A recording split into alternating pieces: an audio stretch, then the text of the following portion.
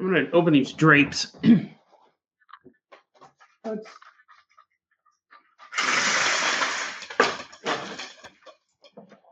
that better? Is that a little more natural?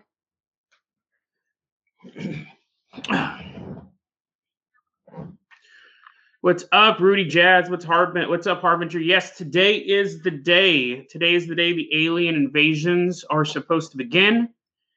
Alien contact. The day I should have put gel in my hair. I just jumped out of the shower. Yeah, I should have put gel in my hair. What? I hope you're glad that the alien invasion is before work, and that way you won't have to go to work.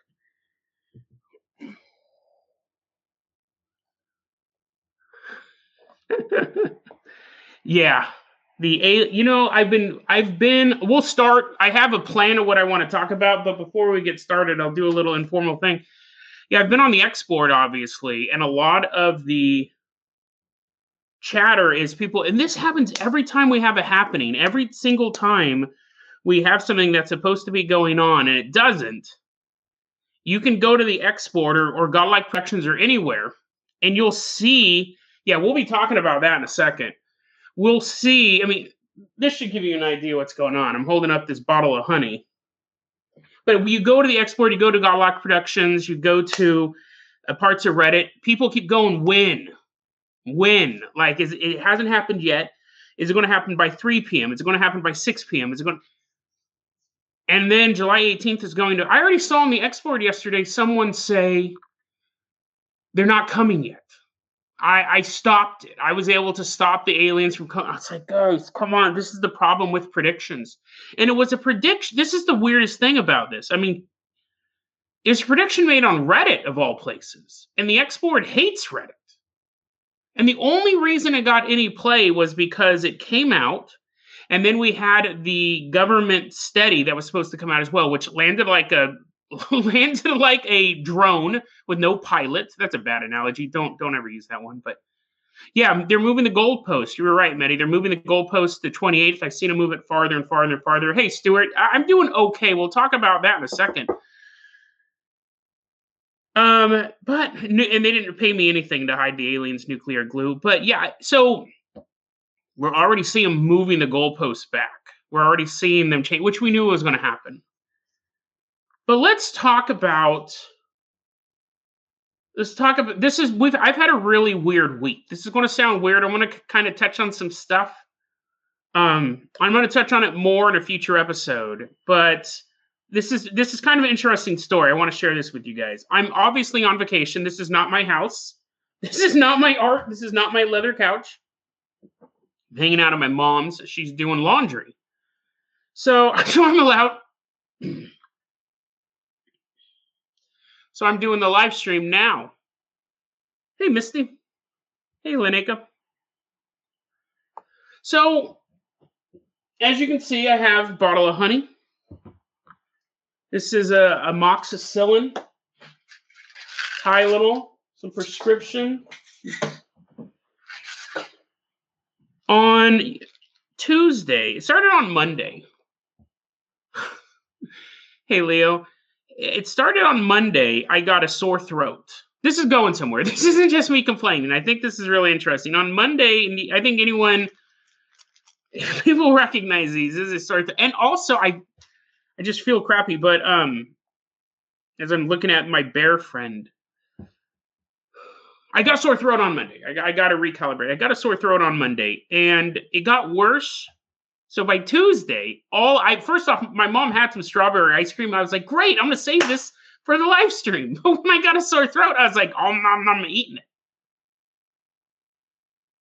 By Tuesday, all I could eat was Jell-O and ice cream. And between Tuesday night, say 8 p.m., I'm eating ice cream, all the way until Saturday noon, I didn't eat anything. I couldn't eat. My throat was so raw and sore, and I had a double ear infection. Again, I'm not complaining. This has to do with aliens. This is going somewhere. Aliens didn't give it to me, but For 3 days, I couldn't eat. I couldn't eat anything. I remember on Wednesday, I drank a single bottle of water all day long. Every time I took a sip, it was like someone putting the toothpicks into my ears. And it felt like that for about a minute, maybe 45 seconds. I did time it. Because I'm a masochist. Every time I took a sip, it would feel like someone was shoving toothpicks into my ears for about 45 seconds. So I drank one of these in an entire day. By Thursday, I realized I got to drink, right? By Thursday, I realized I have to drink more than one of these a day. I actually looked it up. What's the minimum amount of water or fluids, water really preferably, that a human body can subside on? It's 2 of these. 1 liter of water is the bare minimum your body needs to survive. So Thursday, I drank 2 of them. It's super, super painful. What had happened was then by Wednesday, my mom took me to the Med 7 and I got amoxicillin because they said, you have an ear infection. Dummy, you should have known that. And they go, your throat was super raw. It's red. It's just a basic sore throat, but it's just complicated by the ear infection. So they gave me amoxicillin. The day after that, they gave me prednisone, which is a steroid anti-inflammatory. It's not those weak ibuprofen, not for the normies. I get the steroid ones. And for that, I said, do I have to eat anything? And the pharmacist goes, I just told you. Yes. Because he goes, you have to take these with food. And I go, do I have to eat them with anything? She's like, yes. That's why I said that. Hey, Quintillions. Hey, Sir Vlad, Harkon. Hey, Anthony. Take a little break. Hey, Borkoff and Free XP. Eli, Vertigo. Chef M, Carson. Thanks for stopping on by. So to take this was Friday night, to take my prednisone, I had to sip on Slim Fast because it was the only thing I could even think about eating. And each drink would just coat my throat, coat my ears, and just linger. It just felt like I was swallowing Lil Wolverines. Like, not the superhero guy, little guys just scraping me up. And I'm sitting there and I'm taking, and the thing is, it's one of those things like, you have to drink it. And it's going to hurt really, really bad. But you gotta. So I drank like half of a Slim Fast. I'm taking the prednisone. I'm feeling better now. There was a lot of concern about whether or not I was able to do this. And I wouldn't have had my mom not taken me to the Med 7. So thanks to my mom. Hey, Cantillions. Thank you. I appreciate that. And then thank you, Daniel, for joining us, and Skink Hunt 42 as well. Red Sunflowers. Nice to see you guys here. Silent Show. And Dylan Boy just popped in. So I'm feeling better now. The reason why I'm telling this story is for 2 reasons. One, I plan to do something different for this show. I was thinking, oh, dude, that would be dope. Maybe I'll like paint my face green. Right? That's the budget of this show. Maybe I'll paint my face green. Maybe I'll invite my good friend Miley Cyrus on the show, which it's so funny. Out of everything I've ever said on this show, she's not my good friend. I knew her a long time ago, but out of everything I've ever said on this show, the Miley Cyrus claim is the one people get the most irritated about. They don't believe me. And it's so funny because I'm saying, oh yeah, dude, I saw this demon-possessed clown driving kids around. I used to be haunted by a little blue boy who showed up at my work. Thank you, Vertigo. Thank you very much for the donation. And yeah, Cantillions, thank you as much as well. I'll give you a second shout out for that. Out of all the crazy stuff I've ever said on this show, oh yeah, dude, I used to talk to Miley Cyrus. People get so mad when I bring that up. But anyways, she could have come on the show in a hypothetical situation where I was able to contact her right now. But I'm not able to do any of that stuff. I still have a show for you guys, though. So my eyes shift from side to side. People were like, are you well enough to do the show? And I said, I am. And I almost forgot. This show, I didn't forget. As my eyes again shift from side to side. This show is brought to you by... I'll silence my phone now. This show is brought to you by A Quiet Place Part 2. Hailed by... just pretend I'm not reading off my phone. They don't expect us to memorize this, right? Right? Hailed by critics and audiences around the world, the biggest thriller of the summer, A Quiet Place Part 2, comes home today on digital. Following the deadly events at home, the Abbott family must now face terrors of the outside world as they continue their fight for survival in silence. Starring Emily Blunt, Cillian Murphy, and Jaemoon Hansu, the terrifyingly suspenseful thriller. You're like, Jason, you did pretty good on that. It's not like there's a pronunciation key on here. The terrifying suspenseful thriller A Quiet Place Part 2 is now available with exclusive bonus content featuring director John Krasinski, who takes viewers deeper into the world of A Quiet Place. Also coming to stores on 4K Ultra HD and Blu-ray July 27th. Bonus content available on participating platforms, rated PG-13 from Paramount Pictures. I actually just watched this last night. I watched Quiet Place Part 2 last night. It's good. I liked it. It's interesting. I think if I had to, I can't tell you. They're like, hey, well, I think they should turn this into a TV show.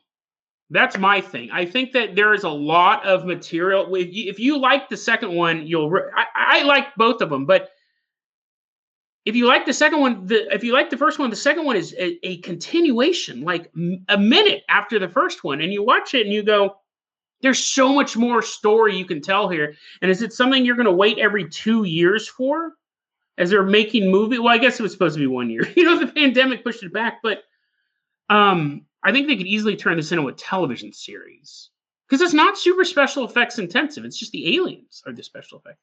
But I thought that was a great way to do an alien invasion special by talking about a new, what I think possible alien invasion franchise. I also watched, because I'm on my vacation, I'm watching movies. I watched Tomorrow War. I really enjoyed that. That's on Amazon. That's not an ad read. I know how to pronounce their names. I don't need a pronunciation key for that. But no, I did like A Quiet Place Part 2. Check it out, especially if you're a fan of the first one. It's just a continuation of that story, and they should turn it into a miniseries at this point. But we're talking about me being super sick.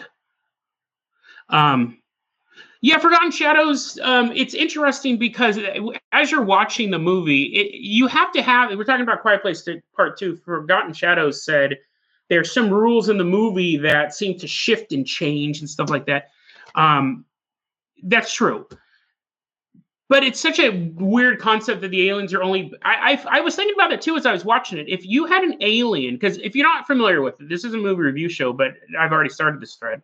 And I guess it kind of goes to alien evolution in the first place. But these aliens, if you're not familiar with the movie, they can't see. They're based on sound. So any sound, they'll come scurrying across the ground. They'll come from all over the place to get you. So as you're watching the movie, you think, well, what about like a squirrel pooping in the woods? What about a waterfall, which is what Forgotten Shadows was kind of mentioning. Why doesn't that always throw them off? Why don't they always go towards rivers? It's because those are a natural thing. If you were a predator, you would have to learn to get rid of the natural sounds. Otherwise, every time it was raining, they'd be running around in circles and stuff like that. Where am I going with this? The point is that it does make you ask questions about like alien evolution, stuff like that. I think Forgotten's thing is, why don't they just live by the waterfall all the time? Maybe it's haunted. Forgotten? Maybe it's a haunted waterfall. I don't know. But it does make you kind of think about alien evolution. This one kind of shows them coming to Earth, which was cool. I think there's a lot of material in the beginning of A Quiet Place world, the invasion, that I'd like to see as well. So I hope they keep making the movies. I really hope they just turn it into a miniseries or a series and just explore it. Could be the next Walking Dead. Could be the next Walking Dead because that one's ending. So I think it's fair to say now. Media Streak just updated us. He just got a bulletin from the export. It's supposed to happen August 1st now. I think we know now aliens aren't invading. It's 10:15. Hey, Nicole. It's 10:15 here in Pacific Coast, the best coast, as it's known around the world. And it's Pacific Coast. There's no such thing as the Pacific Coast, the Pacific time zone. It's 10 a.m. here. It's other times in other parts of the world. I think it's safe to say, as I'm looking out the window, there are no aliens. Well, there's no aliens coming to Earth, I think would be a better way to put this. And we knew this was going to happen. It's such an interesting thing because we want it to be, on the one hand, we want it to be we want aliens to exist, right? I think that we all have that kind of shared thing. It's just would be exciting. And then we want aliens to show up. It would be really cool. One, it would be a whole "I told you so," I told you so moment. All the skeptics, they're like, as they're being beamed up into space, their bodies are going to use for experiments. You're like, "I told you so," as like probes are going into your stomach. That's not the main reason. It would just be really cool to see that happen. But it's not going to happen on July 18th. Now they're going to keep. This is fascinating. We've seen this happen with so much stuff. 2012, we saw it kind of happen. They got the date wrong. They just move it forward a little bit, and then they'll forget about it. Like all the diehards are still. If you go to the export, if you go, I'm sure Godlike if you spend more time on the export, trust me, Godlike Productions is the most insane elements of X on Godlike Productions. So, I mean, Godlike Productions gets to be too much. Like, I can be like, oh, X, scrolling through my phone. Godlike Productions, you can't really phone post. People, it's so insane. It's like an old school forum, and most of the people on it have been on it for decades. Been on it. It might predate X. I'm not entirely for sure about that, but Godlike Productions, they'll keep pushing it back, and then they'll forget about it. But we'll see some diehards holding out until midnight. And oh no, it's not midnight in Guam yet. Aliens may show up in Guam, and this prediction is going to be true. There's nothing wrong with making predictions. I mean, as long as they're not hurtful to anyone, as long as they're not like, oh, I predict that I'm going to kick you in the face tomorrow when I show up at your house. But you got to admit when you're wrong. That's the problem, is when people never admit that they've made a mistake on it. They'll just keep pushing it, and then eventually people forget about it. And a couple months from now, I shouldn't say that. I'll say a couple weeks from now, a new prediction will pop up. Oh, the world's going to end. It's so funny because in our lifetime, assuming you're over the age of 21, which not everyone is, but in our lifetime, there was that one. I love this shirt. SK's shirt got eaten up by a dog. I have my Fight for Glory, Pride and Honor Alien Resistance shirt that I talked about on an episode. And I thought it was so funny, I went back and bought it. You can tell like it's all clip art. This is my favorite shirt. I have Dead Rabbit Radio merchandise. This is not my official shirt. I wear this shirt more than I wear my Dead Rabbit shirt. There was an apocalypse in our lifetime. It was the one that was true. It is the one that could have happened. It was the one with the fixed deadline that could not pass. There was no pushing it forward. That was Y2K. That honestly was the most likely end of the world scenario we have ever faced. I mean, sure, solar flares, meteorites crash, and stuff like that. Hey, Big Spike. But Y2K was a real serious thing. Like, and there people were working around the clock. I wish we spent more time as a conspiracy community looking at Y2K. Like, that's almost like that one's kind of, that's the nerdy conspiracy over there with the glasses. I'm going to ruin your ATM machine. That almost brought down society. And we found out about it. I don't know why we don't talk about it that much. I mean, because just as a fact that we stopped it doesn't make it any less dangerous. I mean, people realize like 2-3 years beforehand, or that's when we were aware of it. Hey, guys, computers may no longer work. And people just diligently for 3 years did it. And I remember reading articles up to the end. People going, we don't know what's going to happen. We don't know what's going to happen. Nuclear Glue says, you forgot about the Cold War. And that's true. I mean, but that seemed like it seemed like we were on the edge of it seemed like we were on the edge of a nuclear war all the time, but there wasn't a date to it. I remember as a kid being very afraid of nuclear war. Red Dawn absolutely terrified me. It's a great movie, but it was so scary. 9/11 was, I mean, not 9/11. Y2K, this was a doomsday countdown. Like, if we didn't do so, and it would be if like I'd say the Cuban Missile Crisis would be more equivalent to a doomsday countdown where they're like, we have, what was it, like 13 days to take care of this. Like these ships are coming here and we got to figure out something. But Y2K was like the legit end. Well, it's so funny. Forgotten Shadow says the computer's not working. It might lead to societal collapse. To a lot of like that's when you think about apocalypse and not an apocalyptic thing. When you think about apocalypse, I think going back to Mad Max times. I have buddies who would love to be in Mad Max times. I think going back into Mad Max times would be an Armageddon. It wouldn't be a complete wipeout of civilization, but it'd be a wipeout of about 6.5 billion people. You would immediately, I mean, you would have people just get wiped right off the map in the first couple months. And it would just go, well, for the first couple of days, you people who needed oxygen tanks, people who needed medicine and stuff like that. And then it would just completely just fall apart. And yeah, you would just have massive die-offs. And some people are really into that stuff. Some people I know are like, I want to go back to a state of anarchy, a state of returning to nature and things like that.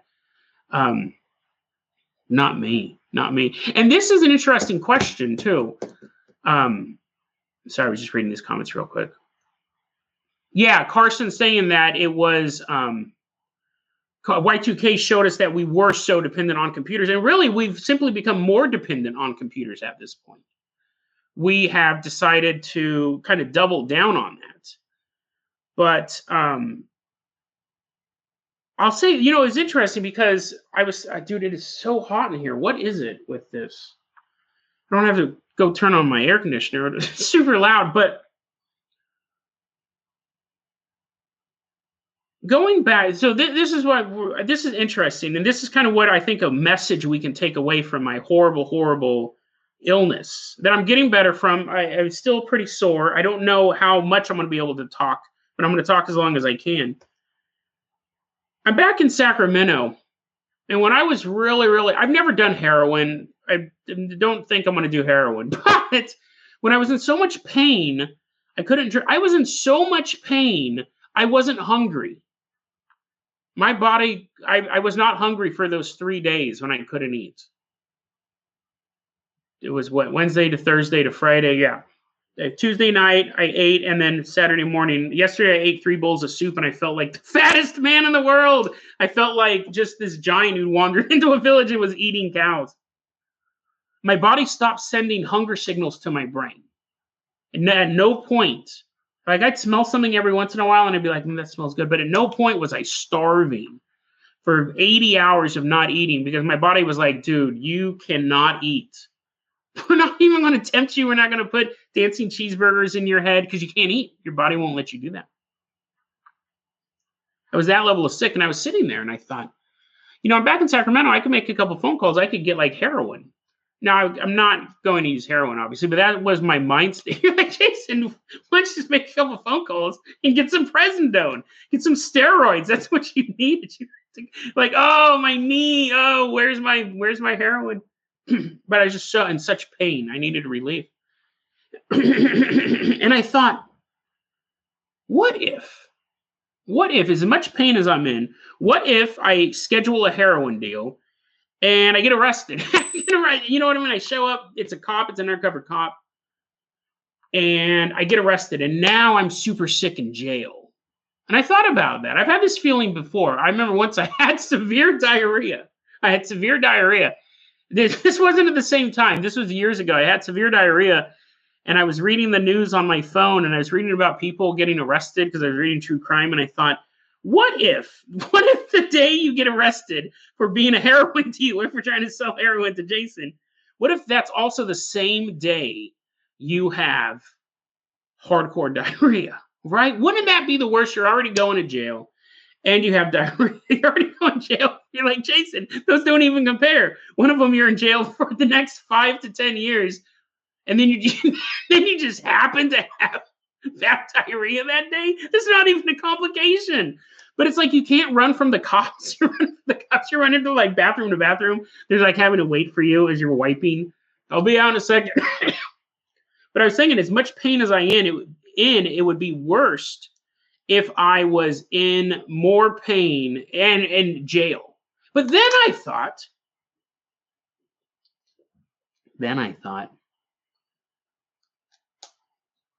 what if aliens invaded, man? Like, I'm sitting here, I'm sore, I can't eat, forcing myself to drink. My phone is messed up. Here's another thing: don't use Straight Talk Wireless during an alien invasion. Don't use. This is not a promo. This is an anti-promo read. Straight Talk Wireless. I have my reading notes here. Straight Talk Wireless will get you immediately killed or abducted during an alien invasion, or just a normal day. You may just get assassinated by aliens on a normal day. Straight Talk Wireless totally messed up my phone, so I don't have a phone right now. I have a super bad sore throat. This is the weirdest episode of Dead Rabbit Radio ever. Thanks, Cantillions. And I'm thinking, what if aliens invaded? Like, what if they came down now? And I'm running. I want to be like, on a normal day, it is a steady jog. Steady jog at best from aliens. I mean, I was watching this commercial. You're going to be like, Jason, why are you watching? I was watching a commercial because I'm watching TV now. I don't really watch TV at home. I don't have cable or anything. The Jonas Brothers are doing an Olympics special. And I was watching them. I didn't watch the special yet. You're like, oh, damn it. Oh, my throat is still really raw. You're like, damn it, I missed the Jonas Brothers special. That was the joke I was about to tell. But I laughed in it.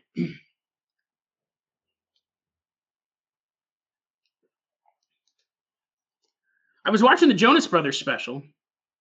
And one of them, Nick or Joe or Keith or whoever, Kevin Jonas, they're running and they're jumping hurdles. They're trying to do all the Olympic events. They're pushing them outside the real contestants. They're like, move out of the way, losers. The Jonas Brothers are here. They're running. Hey, thanks, Rudy. Appreciate the donation. Jumping. That's funny. Jumping. Rudy wrote, Jason hunts down the most elusive being ever. A coherent thought. The Jonas Brothers are jumping over hurdles, and I'm watching this, and I thought I could not jump a hurdle to save my life. I could walk around one like most people, but I was thinking, what if someone was like, "Hey, Jason, we want you to come. We want you to do. We're doing the Jonas Brothers and Dead Rabbit Radio Olympic special." And I was like, "What?" And they go, "We want, but to get worldwide exposure and to be hanging out with the Joe Bros, you got to be able to jump this hurdle. That seems insurmountable for me." That all came about because I was thinking I couldn't outrun an alien, but I could outwit. You're like this. You're going to outwit people who have starships. Okay, maybe I could hide from them. Yes, Joe Logan is just exposed the conspiracy. Keith Jonas is the one they keep hidden in the attic and eats moths. Keith Jonas, the fourth. I think there is actually a fourth Jonas brother, but I don't think he's eating moths. The aliens came down, and I was this sick. When I said, when we were talking earlier about complete societal collapse, I'd be one of those 6.5 million. Here's the thing, it was a viral infection. If I didn't have my antibiotics, I'd probably still be sick, which actually, no, I probably would pass because I wouldn't be able to drink this long. Wouldn't be able to go through this long. If aliens showed up, I talked about this recently on an episode. I don't think it would cause societal collapse, but I think people would, for a couple days, not go to work. And if the people not going to work are nurses and doctors, and me, Jason Carpenter, can't get my amoxicillin, I wouldn't be feeling great. But then you have people who need medication to survive. But yeah, exactly, Hunter. Yes, it takes a while for the aliens to get off their starship. That's why they're not here yet. It will be the little things that will trip you up when aliens come or zombies attack. I've always thought about that too. Like, you break a leg, zombies show up. That would just be unfortunate timing. That's the moment you're like, "Hey, look at me, guys! I'm still young enough to climb this tree." Ah! And then you fall and you break your leg, and then you turn and there's a horde of zombies. That was the very first zombie attack. That would be unfortunate enough. But what I meant was you break your leg, and then 2 weeks later, 3 weeks later, zombies attack. It wouldn't make a difference. You're dead either way. But I thought about how this is where this might sound a little preachy, but it sounds interesting because we have to take care of ourselves, right? I think there's a lot of stuff we do, like having a sore throat. I didn't have a lot of control over, but to be fair, on the day before it got really bad, I ate a ton of salsa. Jason, salsa doesn't give you ear infections. Okay, maybe not.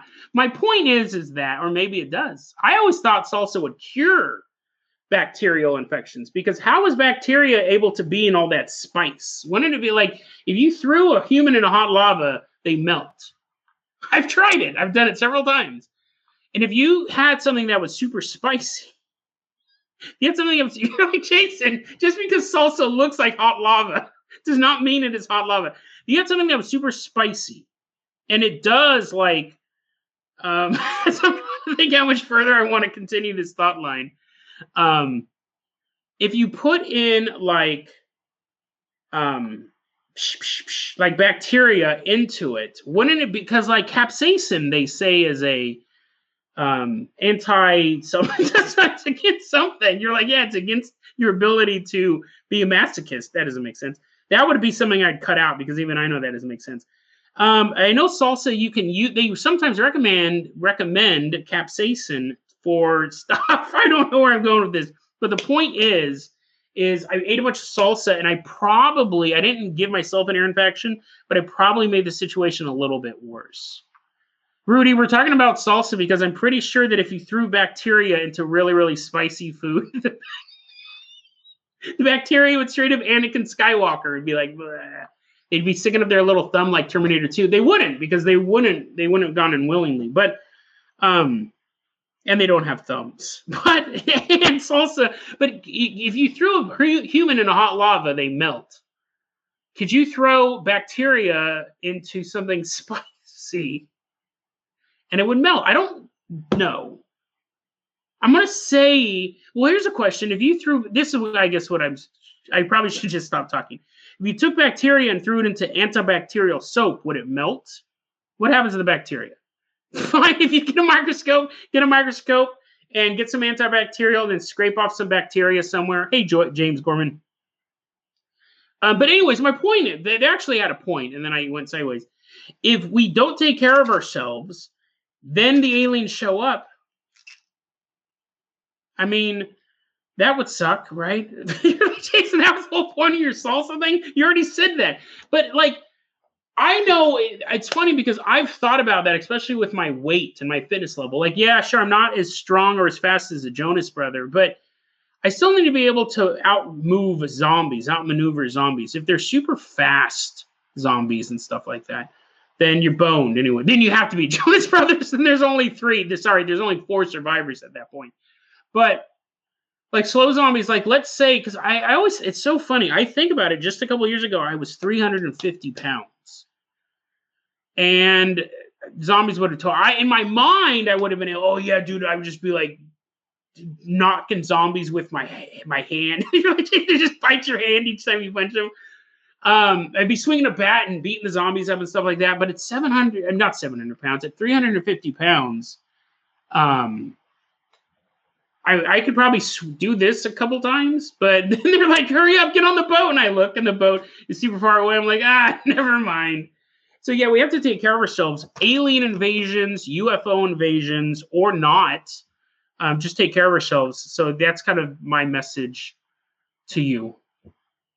You're like, Jason, I was totally aware of the message that we should be healthy. It's funny, this is nuts. This makes me look like I'm recording it at the oldest person's house. Why am I moving it away? You've already been looking at it for 40 minutes. These are actually really good lozenges. Here's a non-sponsored read for you. Fisherman's Friends lozenges. Those are really good. I got some more stuff to talk about, but do you guys have any questions? I've been reading your comments the whole time here. I do see that who was it? Tikis said that we need to get salsa to stop any future pandemics. Do you guys have, 700 pounds to 350 pounds, Ira? That is a big change. Cantillions more dangerous, aliens or zombies? Thank you for the question. I think zombies. The thing is that aliens, to me, you can negotiate with. Like anything that has any sort of sentience. Like when you look at the aliens from A Quiet Place Part 2, now available on streaming, they're not intelligent. They're a natural creature that comes down and just devours and kills. And you can't sit down, you can't mediate with them, you can't be a queasling, which is basically like a traitor. I know Rudy. Rudy does have a lot of struggles, but just keep trying to take care of yourself, because that is important. I always have this philosophy. We're going off from this real quick. I've always have the philosophy: you have to love yourself the most out of anyone, because no one's ever going to love you as much as you love yourself. So you have to keep loving yourself, and other people will gravitate towards you. So Rudy and anyone else who's struggling with thoughts, just remember that you just have to love yourself. You have to love yourself, and that will actually pour love out into the universe. Segue back to zombies. I do always want to make that point, though, because I know I have a lot of listeners who struggle with that. You're never alone. A lot of people struggle with that. Aliens you can mediate with, even if they're like, we want to destroy your planet. You're like, okay, you know a better place we can live? Now, if they're an extermination-based species, they want to turn, even if they turned all of humanity into slaves and the women are taken up into their breeding programs and men are used as pets, I mean, maybe civilization is the wrong word, but the race is still there. The society is the wrong word too. The humanity is still there. But zombies is it just is there to feed. There's no stopping them. There's no stopping them. And there's no mediation. There's no way you can figure stuff out, anything like that. They'll just conquer. Or not. They don't care. It's not even like they have a goal. That Land of the Dead movie by Zack Snyder. Oh, that was awful, because you turn zombies into people you can make deals with, and they're not zombies. They're just politicians who eat people's brains. Borkoff asked, what are your thoughts on Bill Cooper? This is going to sound very Obi-Wan Kenobi, but it's been a long time since I've heard that name. I am familiar with him, and he's one of those guys that you do look into when you're first into conspiracy theory. Bill Cooper let me pull him up real quick here, because I'm pretty sure, I don't want to speak out of turn. Behold the Pale Horse. That's what I thought he had. He's basically like an old version of Alex Jones, the 1980s. Yeah, I wanted to. I've never really studied. I've read about him more than I've read any of his works, because he was one of those guys. Like as I was growing up, he was already too weird.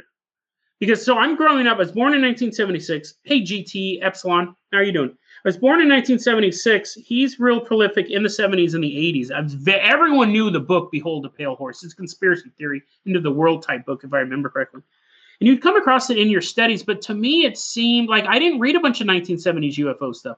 I didn't read a lot of 1980s conspiracy theory stuff. That seemed way too old for me. I was into conspiracy theories going forward. The glory days for me, and I talk about this a lot on the show, was the idea that President Bill Clinton at the time was not going to leave office. We hear this every election, and it irritates me that people still get worked up about this. I'm 17 years old, and I'm scared to death that Bill Clinton's going to execute all the Christians. Bill Clinton's not going to leave. You're like, that's a high escalation. Bill Clinton's not going to leave office. Bill Clinton's going to bring the United Nations troops into the United States. It's going to be Red Dawn, but we're going to be fighting our own people. We're going to be fighting these people. And the UN, the blue helmet. I remember believing that. The body bags, Jason. There's photos of, and this is pre-internet. When you heard these conspiracy theories, you were like reading them in books, hearing them on the radio. Terrified me. Because I had no context. I was researching conspiracy theories since I was 12, ghost stories, aliens, stuff like that. But this was a conspiracy theory. Like Behold the Pale Horse I was aware of the book. Chariot of the Gods, I was aware of the book. That's the old stuff. JFK, moon landing, that stuff had no bearing on my life. Here I was, 16, 17 years old, and I'm being told that the world is going to change radically in the next year. So I empathize. I mean, as much as we make fun of the July 18th stuff or all these predictions on our prediction watch, I empathize with that.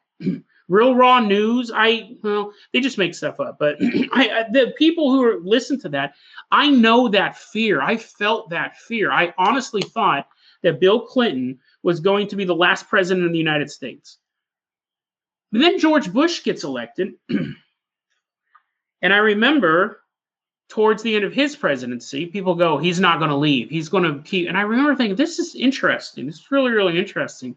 And they did the, and then by the same time they were doing with Obama that he's going to bring it, I go, okay, so now they're just making this up. It's fear mongering. But for me, it was very, very, I know he asked about Bill Cooper and I'm talking about Bill Clinton, but for me, when we come across conspiracy theories, when we come across predictions and they're not true, the next time that same prediction comes up, we have to remember and go, wait a second. The last one wasn't true. Let's not get so worked up about this one. And by the time it happens 4 times, how many times have we heard the president's not leaving, the troops and they're going to come in and da-da-da-da-da. I'm just like, boring as blue-helmeted UN soldiers are arresting me right now. But yeah, so Bill Cooper, I'm roughly familiar on him. He just wasn't, he was too boomer for me. I think he's a literal boomer. I could go back and read his stuff now, but again, it's always weird reading more historical stuff. George Patton asked, I'm assuming George Patton just joined our live stream because he asked, how's your vacation so far? As you can see, my medication and dude, I've had a ton of fun. Don't get me wrong. As much pain as I've been in, I'm feeling better now. I've been watching tons of movies with my mom. That's what I come out here on vacation to do. I do nothing. I don't even read the news. You're like, Jason, read the news at least. I'm watching tons of movies with my mom. We watched The Quiet Place Part 2. We watched Slacks. We had a pair of killer jeans. We watched Black Widow. Black Widow was enjoyable, and I'm not a Marvel fanboy either. I didn't know about going in on that one. I did like Black Widow. We saw a movie called Black Water. Dude, if you're into like man versus nature movies, if you're into like, it's not a monster movie. It's about 3 people trapped in a tree, and there's a crocodile in the water. Dude, it's Black Water is really good. That's the movies we normally watch. We watch Unhinged, starring Russell Crowe, about this woman who cuts off Russell Crowe. It was a documentary. It wasn't a movie. It was actually Russell Crowe. This woman cuts off Russell Crowe and he goes on a murderous rampage across the city. That was good. And then last night we watched a Dutch version of that same movie. I'm pretty sure the people who made Unhinged saw this Dutch film and they looked at each other and they go, we're making this, right? We watched the Dutch version that came out the year before called Bumperkleef, which means I assume tailgate, about a family who like pisses off a guy who also is like a rodent exterminator. That one was good too. We watch a lot of those type of movies because my mom watches British mysteries. She watches that stuff, and I would rather have a horrible sword. That's not true. I'd rather watch British mysteries. But these are the movies we watched together. We watched Triggered last night. There's 9 high school students they're college. 9 college students wake up in the middle of the forest. They all have bombs strapped to their chest. That was interesting. It was a really interesting one as well. So I'm having a lot of fun watching movies. And I'm playing video games. I beat Just Cause 3, which I loved. I love that series. I beat Far Cry 4. Not a fan. I liked Far Cry 3. I liked Far Cry. Far Cry 4 wasn't a fan. Far Cry 5 is awesome. It is so good. I bought Far Cry 4 and 5 on the Steam sale. And I was like, I liked Far Cry 3. These games are like $5 each. I played Far Cry 4. I stopped doing the side missions. I just completed the game. I was not impressed. It seemed like DLC from Far Cry 3. And I'd heard good stuff about Far Cry 5. It took place in America. It has to do with conspiracies and cults and militias and stuff like that. Dude, Far Cry 5 is so dope. If you guys have ever thought about, if you guys like open world first-person shooters, it's amazing. The graphics are great. The storyline's really cool. The villains are very engaging. It's dope. Yeah, you work with militias against the cult. It's really weird. I know a lot of people thought it was going to be too political. And they go, oh, you're going to Montana, you're fighting the militias. But no, it's not. It's actually very apolitical. because you're with Montana people, and there's multiple militias there, and they're like, we hate these cults. They're carving people's eyes out, and they have this drug thing going on. It's really cool. I'm about maybe a third through that. Let's take a look at some of these other questions here.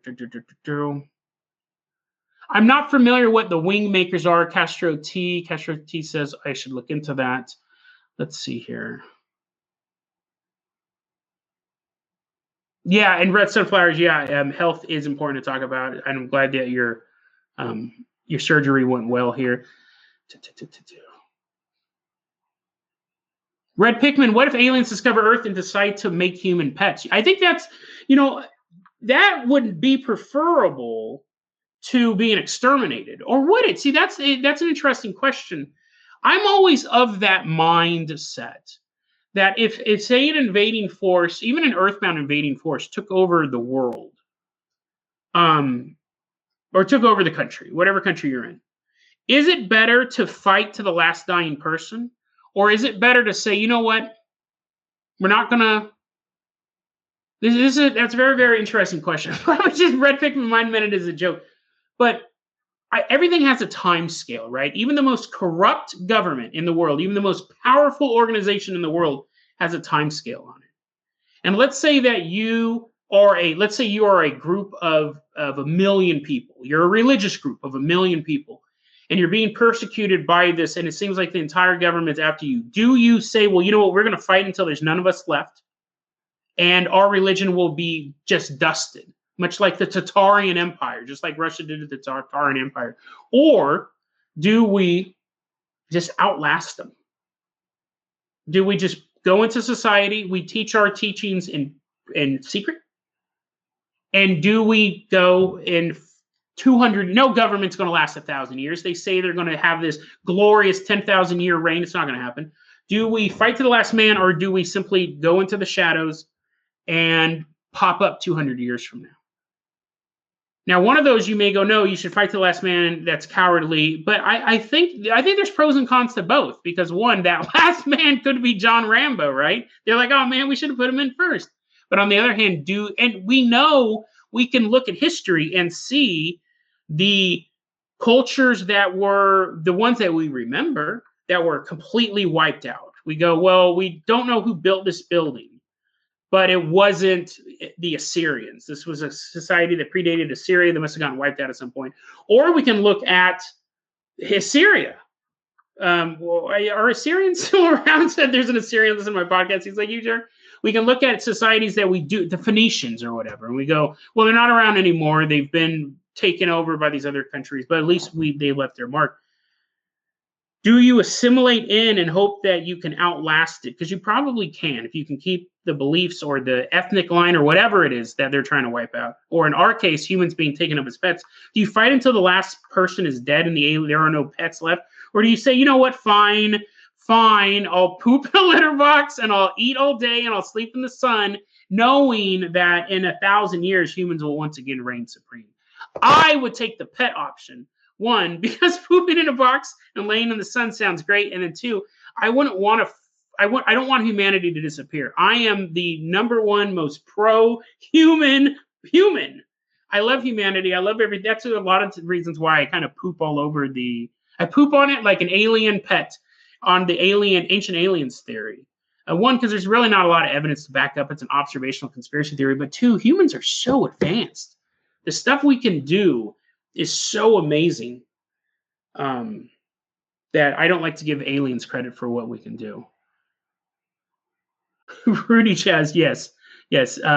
Men as pets and alien breeding. And yeah. You know what? Let's see here. I'm seeing, I got kind of lost here on my questions. Oh yeah, some of these came through and I didn't. Sorry, there's a filter on there. Denmark channel just announced a gray alien broke into their house. What should I do? They posted that a while ago. I'm just scrolling back up to that. Well, if you're still alive, Denmark channel, you could do one of two things. You can punch it in the eyes because it has those big old eyes, which is an evolutionary disadvantage. We did cover that recent story with, turns out those eyes could be protective coverings, but still, you still got big old eye. Punch them in their sunglasses. Or three, or secondly, if you do if you do feel like pooping in a box and sleeping in the sunshine, ask if it wants to be a pet. Ask if you want to be. Wait, ask. Just go. Will you pet me? Just say that whenever you see a gray alien. Just say, "Pet me, please." Um, sorry, I got bounced around on here. Let's address this right here. Let's address this right here because I talked about it now and here with other people. I've talked about it with people on Reddit. Some people have emailed me. Jake and you guys will all be interested in this. You guys may not be happy with it, but Jacob3986 asks, in the Demons That Surround You episode, the Demons Surround Us episode, they surround me. That's way spookier. And then Cantillions. We'll talk about the star bases in a second too. But because I see that above that, Jacob3986 talks about the Lost Summer. Or let me back up here. In my episode, thanks for the question, Jacob. In the episode, the Demons Surround Us, I mentioned Lost Summer, my Lost Summer experience. And I said, well, I just kind of ended the episode with that. And people have asked me, one person thought it was a LARP. I guess there was some confusion at the beginning of the show that the show was supposed to be a LARP, Dead Rabbit Radio, and it wasn't. I was working out different story ideas early on, and I talked about this on the behind the scenes episode, but I thought about doing, it was weird. It's supposed to be a fictional podcast, which was not supposed to be Dead Rabbit Radio. And I decided to scrap that idea. But I guess some people still thought the show was planned to be a LARP. So some people have said, what is Lost Summer? Were you building towards some sort of LARP? Was this something you're doing? And Jacob's asking to hear. So I'm going to address what Lost Summer is now. But at the same time, hold on one second.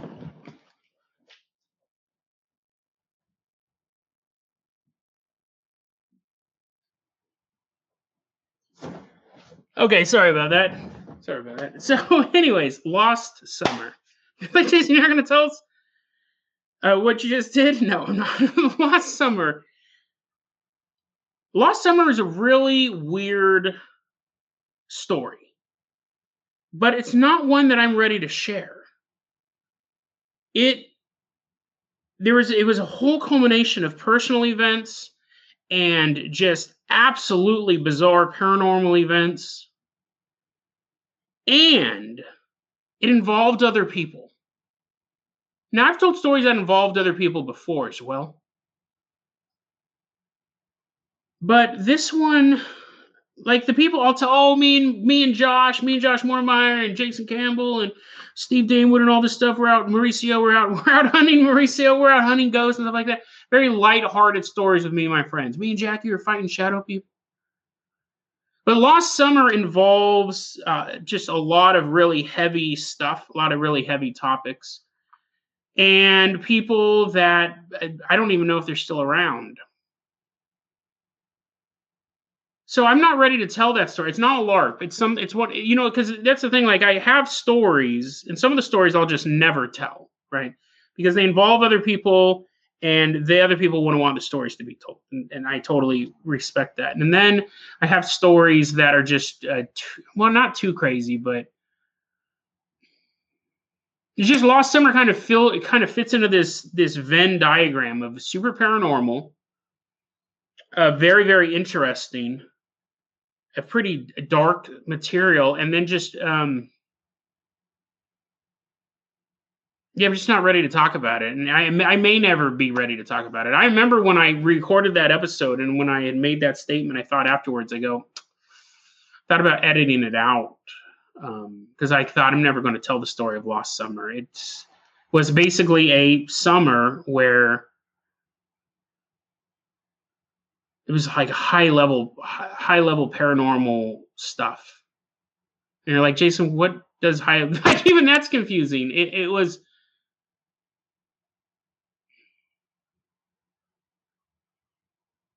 And it doesn't help. It doesn't really help the fact that there are parts of it that I just don't remember.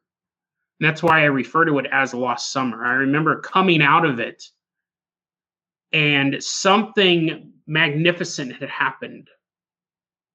Like I remember certain details about it, but I remember after the event, I felt like things were wiped from my mind. Like I remembered that something had successfully been done, but I couldn't tell you what. But things had changed. So that's the thing. It'd be hard to tell as a narrative, but the main reason is because there are people that are involved in that story that I don't know if they would want it spoken about publicly. It's not, and it's funny to say that because it's not like there was any crimes. It wasn't that anything that was wrong happened during that time. But you know, you got to respect. Um, you got to respect people's privacy. And I'm sorry to take so long, Hunter. Thank you so much for that donation. That popped up, and I really appreciate that. And Rudy as well. Thank you for yet another donation. Really, really appreciate that here. But yeah, so Lost Summer, will it pop up? I don't know. I don't know. I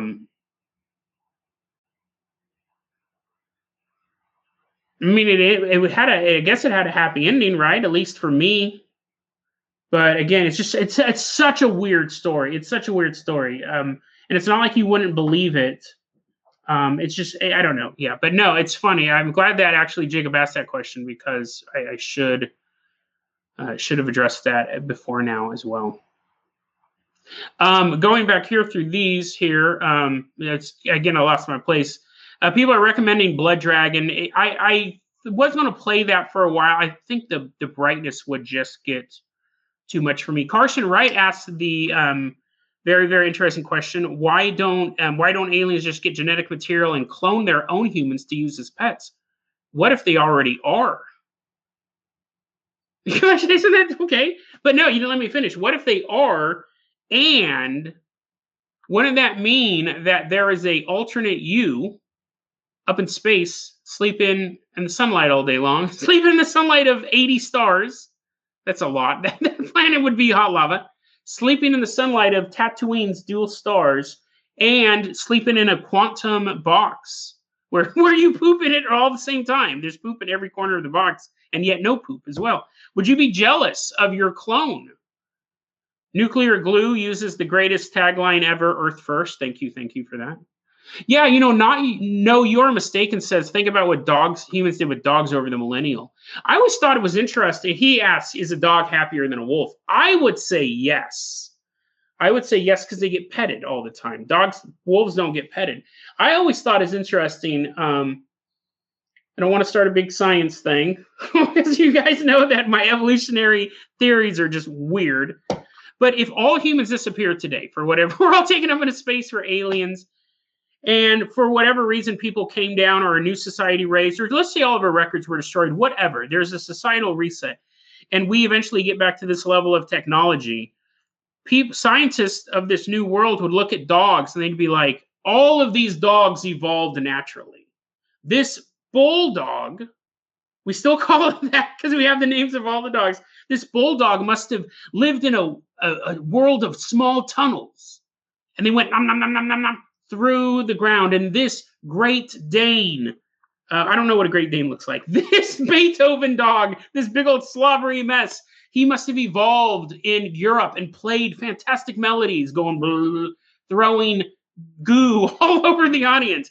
They would assume that all of these creatures had evolved naturally, even though man modified each of them. I think that if you took away all of our records, you would go, oh, this wiener dog must have been a dog that naturally evolved to hunt snakes or whatever they're for. They actually used art to go through tunnels. So that's what I think is so weird. You can actually trick evolution. It's called genetic modification or whatever. But if all those records disappeared, people would just assume, whoa.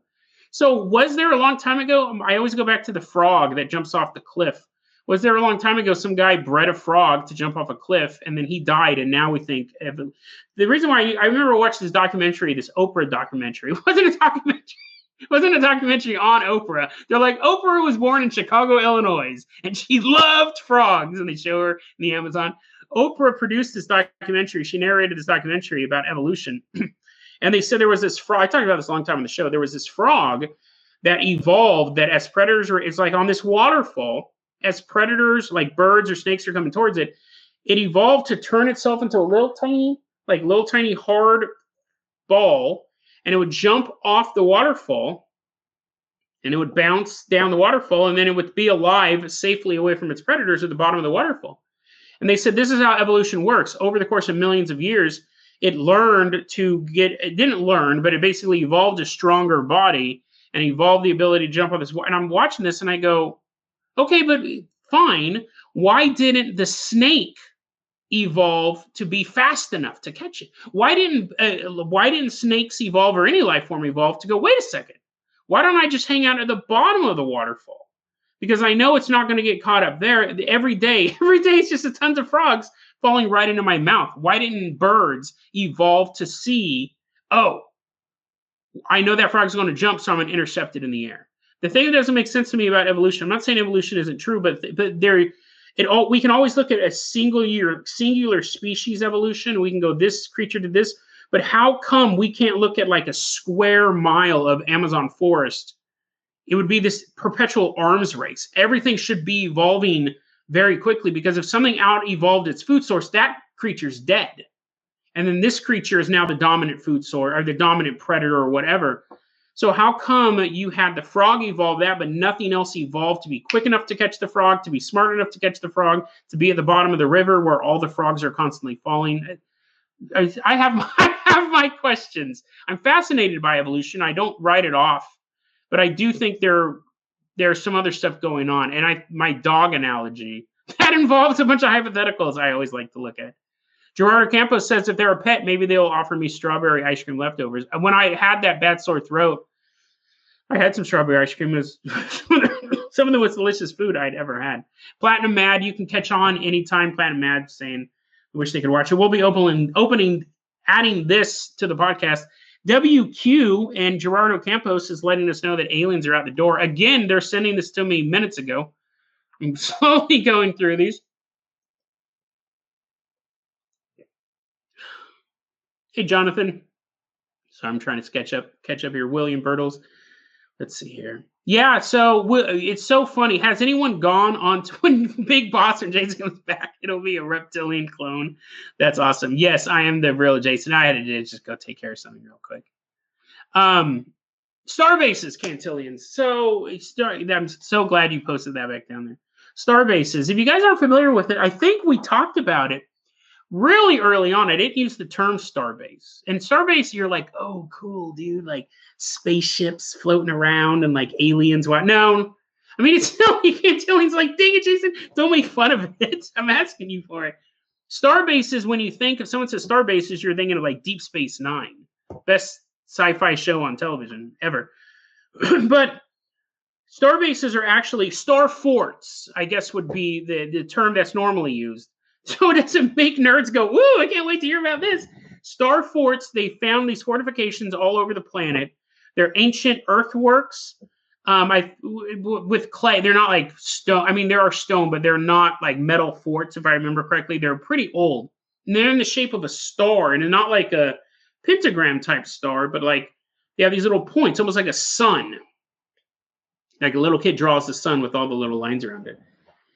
We don't really know who built. This is what's interesting. We don't know who built them, and we don't know why they exist. They seem to be some sort of military fort, and have a city inside of them, like a standard fort. It's not. They know why they were built. They know they were built to be fortifications. The question is why? What enemy? This is an interesting thing about star forts. Military analysts have looked at these things and they go, what could these? How would this work different than a normal circular fort? You know, you have the castles that are kind of the walls that you see in like and you see in movies like Black Knight starring Martin Lawrence. And then you used to have the ringed cities, just like the ringed earthenwork walls. They were easier to build. Star forts would be harder to build. What was the tactical advantage to these? Because we've seen them all over the place. They're all like, I think, in Asia and parts of Europe. If I'm correct, you know, again, it's been I looked in them a long time ago. I think parts of Africa, Northern Africa. Why?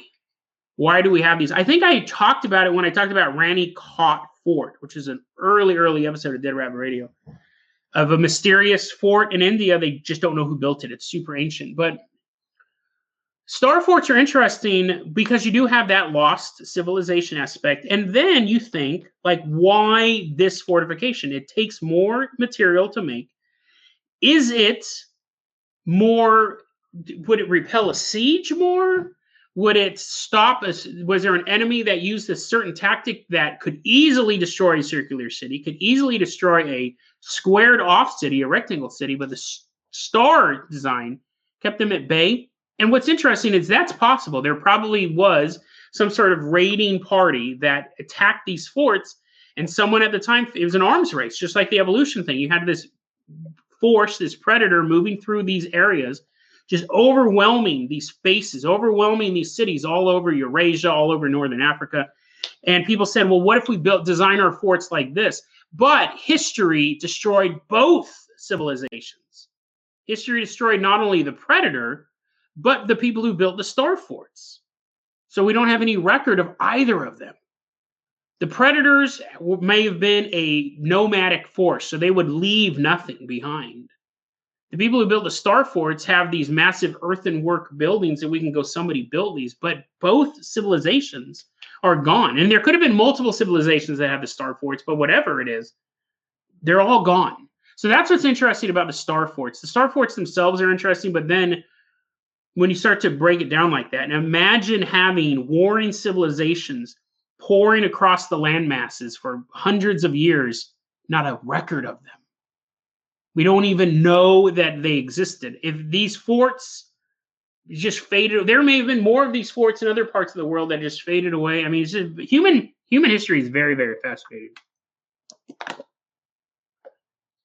Nuclear Glue says, if you ever end the podcast, don't announce it. Make an episode about the dumbest sounding conspiracy ever. You know what's funny is I could never do that. Not that I couldn't end the podcast. I mean, I wouldn't want to, but, you know, stuff could happen.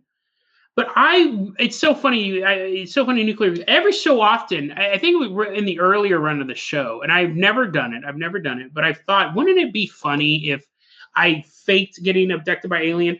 And it's never moved past the me chuckling about it phase, because I have way too much respect for you guys. That would piss me off if I listened to a show for more than a month and it was supposed to be totally legit, and at the ending, he was like, ha ha ha, just kidding, guys. Remember that time where I said I was going to be back tomorrow and I didn't release any episodes for 3 weeks, and then I ignored that. Here's a more recent example. I remember episode 666. I know a lot of people didn't believe me.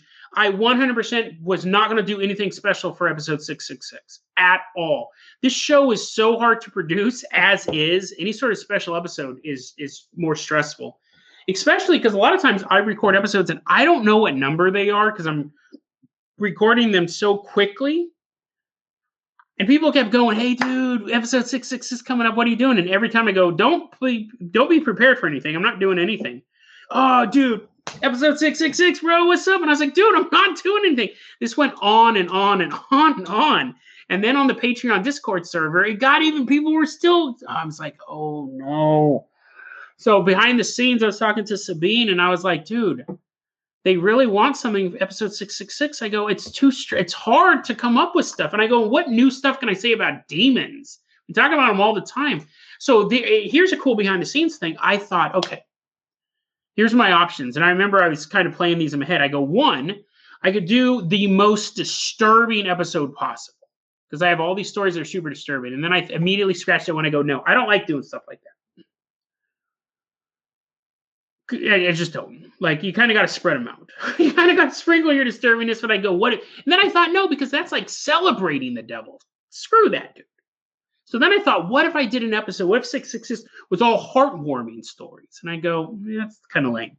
And that would also cause me, I'd have to prepare for that, because I don't have a lot of heartwarming stories. I have a lot of disturbing stuff that I don't cover. And I remember one of the things I was thinking about as I was sitting there, I go, what if I didn't release episode 666? What if I just moved to episode 667 and said, well, you know, I'll fill it in later. And I thought, that's dumb. What? And then this is what I'm getting to. I thought, what if I did something like released episode 666 and then immediately deleted it. And so it would pop up on people's feeds, but they couldn't access it and da da da da da. And then just like didn't release an episode for a couple days and freak people out. And you can have these thoughts, right? But immediately, I just because I wasn't actually planning on doing that, but I thought, how disrespectful would that be to you guys? If I was like, ha ha, you totally thought I was possessed by a demon? It wouldn't be fun. So going back to Nuclear Glue's thing, like I wouldn't. It's so funny because you guys are asking like these totally benign questions, and I'm like, oh no, this is how the world would change. Yeah, I wouldn't want to do that. That would be super disrespectful to be like, oh, what if this conspiracy is true and they just never did the show again, and make people wonder. I think this is more of a family. This is more of a fluffle, more of a collective of listeners than to Hunter's. Right after that, Hunter's like, oh, Nuclear Glue, that'd be hilarious. That'd be so. So I think you guys probably would appreciate that. That's funny. Is after I go on that big thing, I look down 2 comments and Hunter's like totally agrees with it. I wouldn't do it. I don't like LARPs in general. There's a few exceptions, but yeah. Let's see what else we got here. Why? This is an interesting one. Why do countries exist? To be honest, I fear sites like Dark Outpost will become super popular, and then they'll get shut down because they said something too crazy, and then they'll become a martyr for conspiracy nuts. I agree with that. DarkOutpost.com and Real Raw News. They're going to be big leaders in the community. I think they're going to take on the mantle of moving forward. The thing with conspiracy content is you cannot shut it down. You can't. It's a whack-a-mole game, but the mole always wins because you just change the terminology that the conspiracy theory is being posted on. You would have to have such filters on all social media to be able to crack down on it. Because how do you crack down on the letter Q? Which now they'll refer to the number, 23, the 23rd letter of the alphabet or something like that. There's ways around this stuff. And every time you push down on a conspiracy theory, which there are conspiracy theories you should push down on, but it actually makes the people believe in it more. Because there's that persecution complex. DarkOutpost.com and Real Raw News, they're still small players on a global scale. But yeah, in the conspiracy world, I was shocked because the Real Raw News, I have a fun time talking about it. But I was shocked at how much engagement they have so fast. So they're a big player. What they need to do, they need to stay off Facebook. They need to stay off the social media stuff. They just need to get their ground game going because as long as they're off the socials, they're going to be far less visible to people there.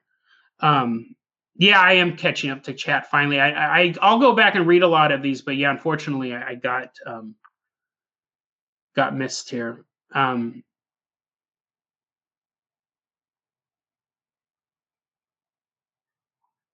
Yeah. So, what was it? So why do countries exist? Also, just asked. Do the force fin people still bother me? Nah.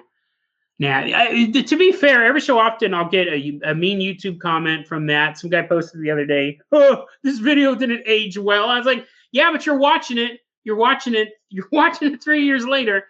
I think it's still funny. I'm not going to delete the video, even though I'm wrong on it. I think the whole Forrest Finn situation is hilarious. It's funny because I get corrections from time to time. I always have a hard time addressing corrections. I got I don't remember who sent this to me. I got a correction about the banana house. I did a recent episode on the banana house. It wasn't really connected. Yeah, there were some details of the story that were wrong. I got a bit of a correction on Miracle Jose. Turns out that donkey that was in El Salvador may or may not have been El Salvador. It seemed to be creepypasta that was going around somewhere in South America. The story is always the same. I always have a hard time running corrections, not because I don't want to run a correction, but because when you do, I'm trying to figure out the best way to do it. Because if I run an episode later and I go, hey, remember that Miracle Jose episode? People are like, no, I don't. So I don't know if I'm going to start editing corrections into the episodes or putting it in the show notes. That actually might be a good way to do it. Put it in the show notes, being like, we have a correction here. If it's an egregious correction, though both of those are pretty minor. Like it didn't say that Miracle Jose was actually turned out to be like the premier of Moscow. That was him. It's a talking donkey. It was details. It was little detail stuff. When I got the Lone Pine Devil story, when I found out that was false, I did an episode on that. The Civil War aliens, I did an episode on that. If it turns out that I was if I was wrong or something like that, and then even the Forrest Finn thing, I did an episode on it. But yeah, minor corrections. I might just put those in the show notes because sometimes it's nice to know more information, but it's not an earth-shattering revelation here. Yeah, and tickets silencing people and stuff is never good. It's such an interesting conundrum because if someone is spouting stuff like Ormus, where you can drink your own urine, we did an episode on that, which I honestly thought I was going to get hit by YouTube on that. But when you have people talking about sun staring, when you have people talking about stuff that actually damages your body or damages your mind, I think you have a responsibility, and I think that society and I think the law can actually say you can't promote meth use as a cure for cancer. Like you just can't do that. And because this is the reason why. You could go, no, freedom of speech. If you allowed someone to say that meth can cure cancer, then legally you have to allow pharmaceutical companies to be able to say their drugs will cure all diseases. So there are limits to free speech. I cannot invent a drug. I cannot invent amoxicillin and say it'll also make you grow hair if you want. If not, it'll make you grow wings. You do have to have limits to speech for commercial purposes, I think. When it talks about conspiracy theories, that's where you start. I mean, I think commercial purposes, I think a lot of conspiracy theorists are in it for the money. I think there's a really interesting documentary that came out called Rocket Man, not about Elton John. Might not even been called Rocket Man now that I think about it. It's about that daredevil who built a rocket. And he was going to prove that the Earth wasn't flat. And he died recently. Spoiler alert, he dies. So it's a documentary about him before he dies. Obviously, it's not just his smoldering corpse. They were trying to interview him. It's interesting because he's a flat earther and he goes on, build this rocket. I'm going to go up and I'll be able to take footage and prove that the Earth isn't flat. In the documentary, it comes out he's not a flat earther. He's not. He's a guy he's a daredevil who'd done all these stunts in like the 80s and the 90s and stuff like that. And he wanted to build this rocket ship. And he realized that he could take advantage of the flat earth community, and they donated thousands and thousands and thousands of dollars to him. It was a grift. It was a grift. And I think a lot of people in the conspiracy theory community do that. Not all, but I think a lot of them do. And I think that's the problem. And then they start doubling down and tripling down. Because when I started doing this show, my framework was stuff like Mysterious Universe, Last Podcast on the Left, Blurry Photos, Mysterious Radio, podcasts that I listened to. And I thought, okay, I think probably one of the two most influential, those are all great, but the most influential was Sofa King Podcast, which is very casual, talking about true crime, paranormal stuff. It's three buddies sitting around having a really good time. I'm always laughing so hard when I'm listening to Sofa King Podcast. Parapod, which is two British comedians, one's a skeptic and one believes in everything, talking about conspiracy theories, very confrontational, but it's funny. And the Mysterious Universe, just for the overview of stuff. Those are kind of the three things. And Art Bell, George Norrie, of course. But as far as podcasts, those are three podcasts. I wanted this to be a very casual podcast, talking about subjects that I'm really interested in, you're really interested in, obscure topics that we haven't heard about. I have no idea why I started talking about this. What was I just thinking about? When I started this podcast? What was I just talking about? I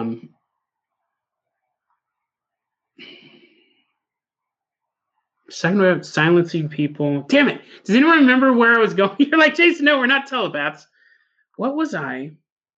Hey, Flame Boy. When I started this podcast. I don't remember where I was going with this. I was looking at the comments hoping someone would be like, oh, what was I talking about? Hey, I don't remember. Okay, we will move on. Let's see here.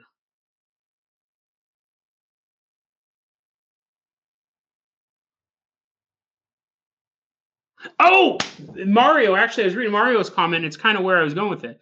Mario said it's so sad seeing conspiracies. Like we're talking about like conspiracies getting more racist and stuff like that. They're talking about people doubling down. People are the new reptile. Jason is forgetting everything. Thanks, Big Boss. This is the thing. When I first started doing this podcast, I kind of had a framework. I wanted to be very casual, talk about obscure topics. I wanted it to be lighthearted. I didn't want it to be super spooky voices. We cover heavy material, but I didn't want it to be too overproduced, too overrun. And I had the ideas of what I want to talk about. Now, I remember we did the first 8 months and slowly growing, talking about topics that I love to talk about that you guys love to hear. I did an episode, I think, on Kevin Spacey or something like that, and it hit 10,000 views in like the first day. It was huge. It's a huge hit. And everything else had been sitting around 300. And on YouTube is where I saw this huge escalation. The podcast is always bigger than the YouTube channel, and for the most part, but sometimes I would do an episode on YouTube, it would dwarf even the podcast. And I go, what? And I realized why. It was is Kevin Spacey a member of the Illuminati or something like that? And I got a little thing locked in my brain, and I go, this is a bridge now. This is a bridge. As a content producer, I've realized something here. I can continue to make fun alien content with obscure topics that no one's ever heard of and have this slow growth. Or I can do this. I can talk about stuff that I don't believe in. I totally ballyhooed it the whole time. But I can make money doing this. I can talk about stuff that my heart's not into, that I know people want because I know conspiracy content and I know what people want to hear. And I kept doing the goofy alien stuff. And then we went ahead maybe 3 or 4 months and another video came out. It's funny, like even on my podcast, my biggest episodes is Ellen DeGeneres in prison? Is Tom Hanks a part of the Illuminati? Like those things. And those hit some algorithm and people download them. And I have really good retention on my show. My show actually has really, really high retention. If people try an episode, they stick around for quite a while. But people who try those episodes, if they're actually looking for Ellen DeGeneres getting exposed, they're not going to stick around. And I remember that was an interesting thing for me, going to the grifters thing. I think this is what happened to Alex Jones, honestly. I think Alex Jones started off doing stuff that he was really passionate about, Bohemian Grove, 9/11, World Trade Center, stuff like that. And then he got into topics that people wanted to hear about. They were clickbaity, and they put him in a firing line. And if he had kept talking about Art Bell level conspiracy stuff that he was really passionate about. There's this video I watch every so often. I love it. It's a video of Alex Jones in 1997, I think, when he was doing his cable access show. He's like 20-something year old Alex Jones. And he's talking about paranormal, talking about conspiracy stuff, and he's carving a pumpkin. And he looks so full of life, so full of joy. He looks happy. It's on YouTube. And that Alex Jones isn't here anymore. I think Alex Jones followed the clicks, and the clicks will always lead you to a bad place. Now, you want that, not always. Like Joe Rogan, he just puts out the same show. Sober King Podcast, they put out the same show, and they have that growth over time. But let's think, if Joe Rogan, a long time ago, let's say he did an episode with Alex Jones, and he got a spike in listeners to that episode, and he goes, whoa, okay, guys, we're only going to do conspiracy guests from now on. It would totally ruin this show. His next episode, let's just bring on some actor. Well, we don't want to we had a high, we'll just keep doing these shows. You want to have that consistent growth. You don't want to do this, because then that's where you're making that choice. You're going to keep putting out that content, and then it's not what you love. You just had some weird fluke go up. So yeah, but I think that's what happens to a lot of conspiracy theorist content. I think they're putting out these articles and they're covering stuff that they really love, conspiracies they're passionate about. And then they realize if they do something on false flag shootings, their hits go way up. So then they really start to buy into that, and then they start to double down and triple down. And the next thing you know, you've lost your platforms. You're getting sued by victims of shootings. Alex Jones has come forward and go, I really don't believe any of that stuff. I was watching the arbitration where he was in arbitration for that lawsuit. He didn't believe in it. He didn't believe in all that narrative, but he was getting tons of stuff going on.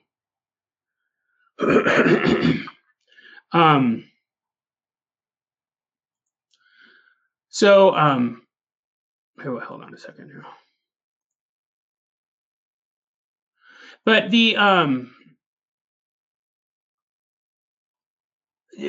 is an interesting thing that I liked too. This is an interesting thing that I thought was interesting as well. Was we had the did you guys hear about that shooting? And that's true, Bluebird. He might have said that to save himself from legal trouble. But there was also that divorce. There was also his. No problem. Sorry that took me so long, guys. But I'm sorry that. Did you guys see that divorce? His divorce proceedings. So what had happened was his wife. He cheated on his wife, which I'm not for sure on that. Don't sue me, Alex. I know you listen to the live chat. Apparently, he cheated on his wife. His wife was suing him, and she wanted custody of the children. And she ended up getting this is where all his financials got released. He used to make $1 million a month at his peak, and that was before all of the shooting allegations and stuff like that. He's making $1 million a month, something insane. I think his alimony is $30,000. Not his alimony. I think he's paying her $30,000 a month or something like that. I could be off on those numbers, but the point of this is that when they were doing the divorce hearing, right? Because she's like, listen, my husband is mentally unstable. My husband is mentally unstable. He's talking about reptilians. He's talking about the judge is sitting on an egg right now. He's like, doing all this stuff, right? His lawyer came forward and said, listen, this is all an act. Alex Jones is not this crazy conspiracy theorist guy. This is all an act. He has his own room in his house that he goes into. The kids aren't exposed to it. He puts on this show. It's entertainment purposes only. Now, of course, like Bluebird was saying, you can go back and you can say that was a legal issue. Right? That was something that they were saying to stay out of, that they were trying to stay out of legal trouble. But it could be true, too. It could be true. He could have started off believing in the conspiracy theory stuff and doesn't anymore. Or believed in the early stuff like 9/11 was an inside job. JFK moon landing, yeah, that would be a conspiracy theory. I'm surprised that's not on a conspiracy theory iceberg at this point. But then he just kept buying into it and following the clicks. You can't follow the clicks like that. And I think that's like real raw news. They're putting out what they're putting out what they're doing, and it's super bizarre. I almost covered a story about. I decided not to because I couldn't cover it without getting political. But there was a minister who was making these claims. He's has a congregation of a couple thousand people. Newsweek has been following him around from church to church. And I was looking at it and it was interesting, but I couldn't cover it. It was just super political. But I was listening to one of his sermons and he was repeating stuff from Real Raw News. He was saying stuff like, do you know that they got Hillary Clinton in Guantanamo Bay and Tom Hanks and Oprah? And I'm sitting there and I'm thinking, I know that those people are all connected and conspiracy theorists. But if you just happen to go to church that day, you're like, oh, you know what? It's Easter Sunday, honey. We should go to church like good Christians. And you go in, you're like, why is Hillary Clinton, Tom Hanks, and Oprah Winfrey being pursued by the authorities? It wouldn't make any sense. But yeah, I didn't end up covering that story. I was going to cover it last week. I'm still going to follow the guy and we'll see what happens. But this is what I was getting at. Did you guys hear about, thanks, Wallace. Did you guys hear about the mass shooting? We may start wrapping it up here because I'm pretty sure my mom's going to walk through the door with her laundry. I don't live with my mom. I'm visiting with my mom. She'll come in. She'll be like, hi, Jace, is your podcast thingy still going? I will give tickets this. It's possible that Hillary Clinton and Tom Hanks is the same person, but Oprah, you know, it's funny. Oprah gets dragged into these conspiracy theories, but I love Oprah because Roger Ebert loves Oprah. And I love Roger Ebert. He's like one of my personal heroes. So Oprah may be conspiracy theory adjacent, But if Oprah is connected, that means Roger Ebert is part of it. And Roger Ebert can never be a part of the Illuminati. That would be my ultimate black pill. If it turns out that Roger Ebert was actually like controlling the scenes, I'd be like, no, Roger Ebert. Growing up, I just love Roger Ebert. Yes, reptilian Jason. Did you guys hear about that mass shooting that was prevented? Hey, William. I think it happened in Denver. This is so fascinating to me because we talk so much about, we don't really, but conspiracy theory community talks so much about false flags, these planned shootings that are used to push government agendas and stuff like that. In Denver, what was it, a week ago? There was a housemaid, like a maid at a hotel. She's a hotel maid. She's a housemaid, and she was like, I'm going to stay in a hotel. I'm going to start cleaning these rooms. This hotel maid this was in the news the other day. This hotel maid was doing her rounds, and she walked into a room where she wasn't supposed to go in and clean the room yet or anything like that, but she walks in the room, and she sees a series of rifles set up. She sees a bunch of ammunition on the table, and she just kind of walks out of the room. She goes downstairs. I don't know the layout of the cut. No, I guess it would have been downstairs. And I say cut now. That's part of my when I talk. But she goes. She informs management. Management calls the police. The police go there. They arrest 4 people, and they believe it was going to be a mass shooting. This hotel room overlooked downtown Boulder, Colorado. They think they are actually going to shoot up a sporting event or some huge gathering. Someone had recently posted online how they were going to go out with a bang. This could have been a huge mass casualty event. This could have been Las Vegas with multiple shooters. But it was stopped. And so the question always is, and it's interesting. Sorry, that I heard car pulling. Make sure that the troops aren't coming to stop me. The question is, where does this fall into the false flag narrative? Because this one was stopped. If the government was behind it, why was this one stopped? Not only was it stopped, it's barely in the news. I've seen more conspiracy theory stuff about the building collapse, which is absolutely horrible.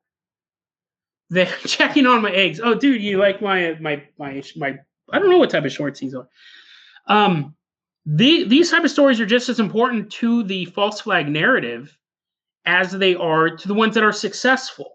Successful, it's a tragedy, but you know what I mean? Like, we need to analyze all of these because stuff like this makes you go, why was this one stopped? If they are these highly orchestrated events, and I'm of the personal idea that most, if not all of them, are real tragedies that then people then bend to their political will. I think that is, or even commercial will. There are companies that start selling products based on these things. I think that's really the case. There may be a few weird events going on behind the scenes. There may be a few elements that don't add up, but I don't think they're fake and they didn't happen. I've never believed that. I've researched all that stuff, that it didn't happen at all, that these shootings never happened. I don't believe that narrative.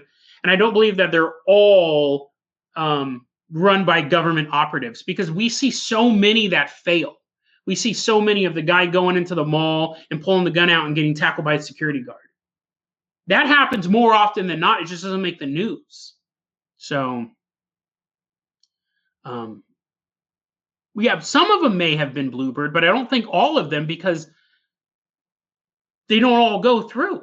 And some of them, they don't have big stories about being possessed by demons. I know that's real popular. You guys are looking for other content to watch while I'm on break. I know a lot of you guys already do. JCS Psychology is a great YouTube channel where he just goes over confessions. And he recently did one on that idiot in Florida. I don't remember. Oh, Nicholas Cruz.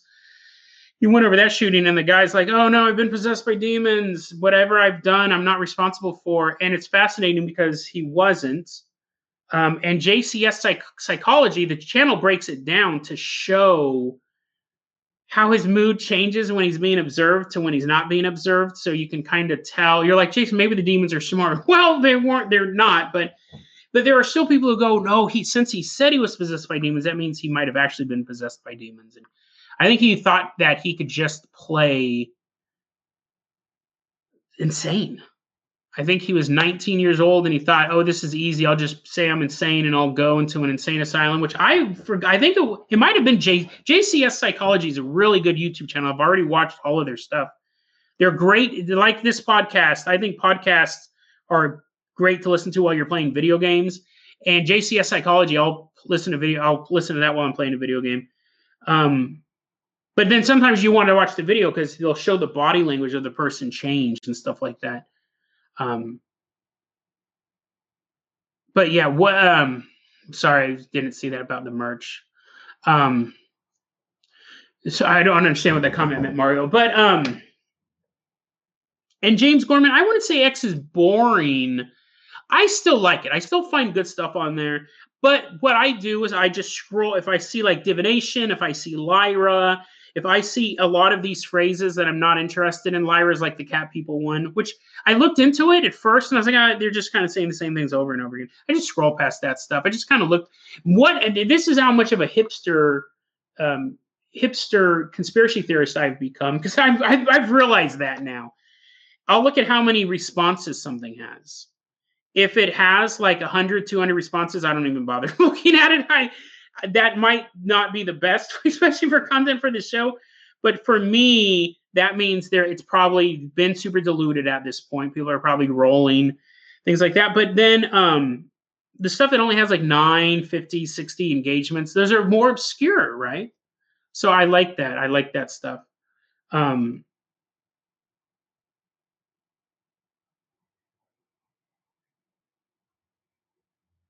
I didn't know that 8chan got taken down by the FBI. But yeah, so if it had U's in it, that means like the FBI was the one submitting. So yeah, X is interesting because it's so fascinating to me because it's anonymous. It should be that everyone has no leg to stand on. But there's a weird psychological bent. I could go on X right now and post something semi-believable and say, I used to work at Los Alamos Labs and I haven't worked there in a couple of years, but here's something we were working on. And if I use the right words, if I phrase it the right way, because I know how to construct a conspiracy theory, people will actually believe it. And they don't realize that it's not someone who works at Los Alamos Labs. It's a 45-year-old man who has a horrible sore throat and is playing Far Cry 5. But we all, it should see, when I go to X, I think everyone on here is just somebody, regardless of what they say. That's what my expectation is when I come into that. So when someone comes in and they said they used to be Epstein's bodyguard, I go, it's just some guy saying this, but I'm going to read this narrative. This seems really interesting. That was one that I got in because I'm a hipster. I got in early enough. It did balloon. It ended up going through multiple threads, but yeah. But I start off with that. I don't buy into what everyone's the same thing, but it's this weird psychology that everyone is important. And yes, in a spiritual sense, in the sense of the universe, we all are important. People feel that importance, but yeah, I like X. I know what I'm looking for. I look for the obscure stuff. I check out the iceberg stuff, obviously. That was another thing. I got a lot of comments on the YouTube channel about my "Should we melt the conspiracy theory iceberg?" A lot of great discussion. A lot of great discussion regarding the can demons disguise themselves as religious icons? That was a great episode to end season 14 on. I've gotten emails and YouTube comments, and a lot of people commenting on that, and basically everyone's saying, yeah, there's biblical evidence that shows that can happen. Borkoff asked you, I think I'm on a watch list. I asked that question. I answered that question, I believe, during one of my other live streams or my third anniversary special, but I answer it here. I think everyone's on a watch list. I don't think I'm on any special watch list. And if I was, they're probably laughing at the stuff. Sorry, when I make fun of my reptilian controllers, they reactivate my sore throat. I think they're I mean, I think we're all on a watch list. If I'm on some sort of specialized watch list because of my search terms, which again, reptilians, Hillary Clinton, stuff like that. It's so funny because I'm still paranoid, but I used to be, because remember, I've gone through this journey where I used to believe all the conspiracy theories. I didn't believe in like, not like JFK. I was always, that's old, but I was a 9/11 truther. I believed that 9/11 was, I always believed that, I didn't know if it was controlled demolitions, but I believed that the government was behind it. Now I'll think that the government may have known more of what was coming than they led on to. And I think there probably were people in the government who may have been working with Al Qaeda, who've been bought off. I think that's possible too. But I don't think George Bush and Dick Cheney were, behind it. We're actually engineering it. But that's when I used to be really paranoid. Back when I actually believed in all these conspiracy theories that Bill Clinton was going to send in the UN troops and the Christians were going to be rounded up and shot in the streets and all this stuff. And I believed in all that stuff. And I went from really, really, really disliking Bill Clinton. I thought he was going to cause the end of the world and this was interesting. This shows why this is part of my political journey as well. I was super anti-Bill Clinton. I didn't really have a problem with Hillary because she was just like his second in command. I mean, everyone knew she had a great deal of power in the White House, but I thought Bill Clinton was going to take over the world. Thought he was the Antichrist. And then George Bush comes into office, and I thought George Bush was going to take over the world. He was the Antichrist. And I remembered about halfway through the George Bush administration, I thought, well, they both can't be the Antichrist. It took me that long. And I remember thinking, maybe just everyone's corrupt. Maybe just all national politics. By the time you get to that level, you've made so many deals with people that you may think that what you're doing is right. I don't think what you're doing is right. You may think what you're doing is right, but you're not necessarily doing it to be evil, not doing it. Because I remember there was that big conspiracy theory that Dick Cheney used to hunt women on his farm. I ever covered that on this show? I think I covered it once, that Dick Cheney had this farm where they would kidnap women and he would hunt them with shotguns. Him and his rich buddies would hunt them. This woman came forward and said, I'd been hunted several times by Dick Cheney. She's all riddled with bullets like Daffy Duck. She came forward and said that she was constantly being kidnapped by Dick Cheney and being hunted and sexually assaulted by Dick Cheney.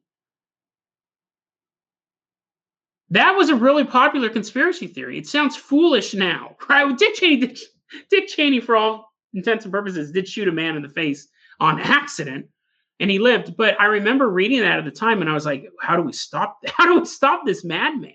I used to believe in more of the real foolish stuff. So back then, I would have thought I was on a watch list more because I was like exposing the truth. I was on these forums, and I was typing this stuff out like, what do you think? Da, da, da, da, da, da. Nowadays, I think we're all on a watch list. Nowadays, I don't think I'm on a watch list for anything that I've done or said or anything like that. But it's funny. It's so just coughing up. Yes, last night's adrenochrome. That conspiracy theory's kind of fallen off real quick, hasn't it? The adrenochrome. I don't see that pop up as much.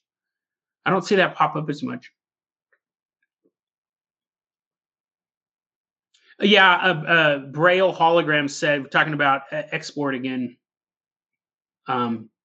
The nobody generals and the succubus generals are instant skips. Yeah, the succubus generals, they're eye-catching because they'll always have some anime art, but then you just scroll past. Rudy Jazz, I know Rudy Jazz is a huge fan of the movie The Borderlands. I haven't watched it yet.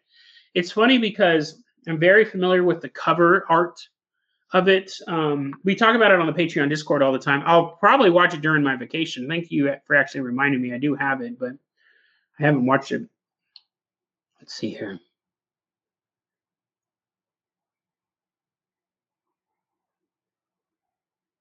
Piddle Poo. What Magic the Gathering decks do you play? I'm gonna play. Sorry, my throat's starting to hurt. I'm going to tell you the Magic the Gathering deck that I play, and I'm instantly going to lose a bunch of listeners. But before I do that, I want to say James Jones. I started at 10 a.m. Pacific Standard Time. We're probably going to be ending soon. It's almost been 2 hours. My throat's starting to go out. And then, yeah, Red Sunflowers talking about other conspiracies they believed back in the time, Paul Wellstone being murdered. Anthony, what was it? Supreme Court Justice Anthony Scalia? Was that the guy who like just died in his sleep? Again, those are weird. Those are people dying in their sleep.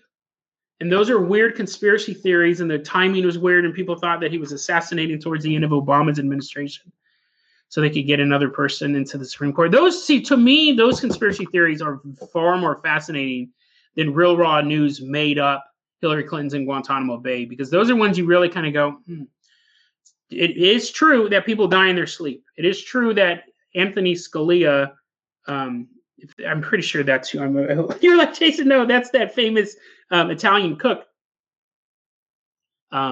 Interesting conspiracy theory. And I remember when I read that in the newspaper, that was one of those things that I was like, interesting timing. Magic the Gathering deck. Here's where I lose a bunch of listeners. One, because I play Magic the Gathering. But two, Infect deck. Infect was a mechanic that they introduced for one season and they've never brought back.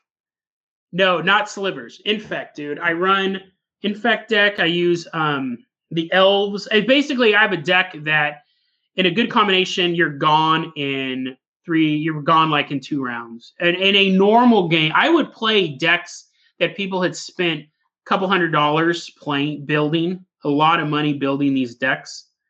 And I'm beating them with like a $10 deck, maybe $15 deck. And even if I didn't beat them, they were sweating. Infect came back. I'm gonna bring it back. I'm gonna have to start playing. I haven't played in a long time. I haven't played in a long time. I was doing theater, and then I started doing the show. But I would love to get back into playing Magic the Gathering. I love Infect deck. Here's my thing. I loved Infect deck because it weakens the other guy's creatures. When I play with my friends, I'll say, let's play Infect to 20 poison counters. Because the 10 poison counter, you guys, people are just like, I don't know Magic Gathering. 10 poison counters is too much. It's too little. You can kill someone super fast. I've told friends, I go, dude, let's play to 20 poison counters. I like it just because I can permanently weaken other people's creatures. I love that. There was another thing up here. And Piddlepoo, thanks for the donation as well. Khaki Cube asked, is there a regular schedule on these live streams? I want there to be starting season 15. And Billy, this is what I'm looking for. Billy 4321 Abel, thank you so much for your donation. But I'm glad I scrolled up here as well. Khaki Cube, starting season 15, we're doing some new stuff. We're going to be doing more live streams because originally I was doing live streams for Patreon supporters. I think it was once a month. I want to try to get that out to everybody. And then we're going to be expanding. We're going to be doing more stuff on TikTok. So if you want to see me dance, don't join TikTok because you won't see me doing it on dance. But yeah, dude, Magic the Gathering's dope. I can never get into playing the video game because it's just something, to me, Magic's a lot about the poker face thing to it, and the video game is just too quick. I don't like it online, but yeah. Infect deck, that is my go-to. And I see people are already complaining. Khaki Cube, Phyrexian Mana, wasn't that the one where you could pay life? Or I love Magic the Gathering. I was playing it. I won't say alpha, but I was playing it in 94 is when I started. And it was like after high school. I graduated in 94. And my stepbrother was like, dude, look at this game. It's just like Conan, but baseball cards. I was like, what? Give me those, you nerd. And I was looking at Royal Assassins. And we had Royal Assassins and the Shivan Dragons and stuff like that. And it was just this really cool card game. And I loved it. What magic to get my hairline? I don't know. Basque genetics, maybe. I don't know. I need to. It's so funny. I just hopped out of the shower, and I think if you watch the evolution of the live stream, you'll see my hair all slicked back. I'm like, hey everyone, and then it's like slowly. This is what happens when you don't have enough adrenochrome. Your hair, but look how gray it is. My goal is to have the gray hawk. And that's exactly. I might change the name of the podcast to Gray Hawk. I'm gonna have a gray mohawk because it's going gray so fast. I love it. This has become a Magic the Gathering podcast now. James Jones asks opinion on Commander. I don't have time to build a Commander deck. I would love to play Commander. I would love to play more Magic the Gathering. I'd love to do a lot of stuff. I just don't have time for it. I feel like I would love to just sometimes sit back and read comic books from like the 90s and stuff like that. I just don't have time. Commander deck is really fun though. I've played it, and I've played Pauper decks, and I've played all sorts of stuff, two-headed dragon or two-headed giant or whatever it is. I really do love Magic the Gathering, and I love playing with my friends. I had like maybe 1,000 cards I just gave to my friend Veronica's son because I was cleaning stuff up. I kept my Infect deck. I kept 3 decks. I have a deck from like 95. It's an Ice Age deck. Maybe it's like 1996. I have an Ice Age deck I kept this whole time. I have a my Infect deck. And then I have a red-blue control deck, and not a red-blue control deck like I'm controlling what you do. All the cards are, I take possession of your creature, I attack you with it, and then I fling it at you. And that deck was stressing people off, too, because I was playing people with $100 decks. I'm playing this $10, $15 deck, where they bring out a creature.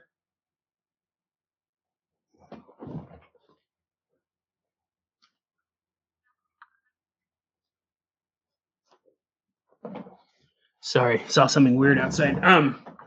They bring out a creature, and I take control of it and throw it back at you. So those are the 3 decks I have. Well, no, it's like this is what I saw outside. I saw 3 men, all of the same height, all wearing sunglasses, walking up to the. I was like, okay, cops. You know what I mean? Like that's generally what goes on. But they weren't. They were going to like a barbecue or something. They're going to the alien invasion barbecue right now. But let me ask you this before we go. Let me ask you this if you guys think this is a good idea. What if I offered, this is a bad, actually, I've been told this is a bad idea around the world. I'm trying to get someone. Do you think I could, you know what? No, I'm actually not going to reveal it because it's probably such a bad idea that I'm going to do it. And I'd rather it be a surprise. But yeah, no. So there we go. That is a cliffhanger for you. I'm always, it's so funny because I am sketch. I'm always checking around. I remember I used to hang out with this chick a long time ago. We'd always be walking on the road and stuff like that. Whenever a car drove by, I'd walking. This is probably back like in late 90s. When I do the episode, trust me, guys, when I reveal it, you guys will be in the know. You guys will be like, oh, that's what he didn't want to mention. Like James Jones said, NorCal. I'm walking through Middlepoo. If we can find Magic the Gathering conspiracies, cursed cards, dude, let's find some Magic the Gathering conspiracies. That would be dope. I'd love to do Magic the Gathering segment. I'm gonna write that down. I used to walk. Me and this girl used to hang out all the time. Her name was Shalise. It was a weird name. That's a long story, but not her name. Not that her name's weird. Shalise is quite the character. We'd walk in the street and a car drive by, and I'd always look in the car. And she goes, "Dude, why are you doing that?" I was like, "Because I don't know who that dude is, right? Like he could be coming up to shoot me, right?" And we hung out together so much that eventually she started doing it too. Like I have that type of paranoia that's infectious. That you get your head on a swivel, you start getting paranoid. But it's so funny because at a certain point, I'm just like, oh, leaning back. Someone's like, dude, your door's not locked. I was like, whatever. I have a weapon right here. And they're like, you're paranoid all the time. I lock my door when I take the trash out. I lock my door when I check the mail. But every so often, I'll just be sitting there in my chair, door's completely unlocked. But yeah. I think we're going to wrap it up here. Let me finish writing this note down. Magic the Gathering. You know what? Before we do, though, do there any last-minute questions before we go? Because I do got to rest my throat, but I'm willing to answer some more questions here.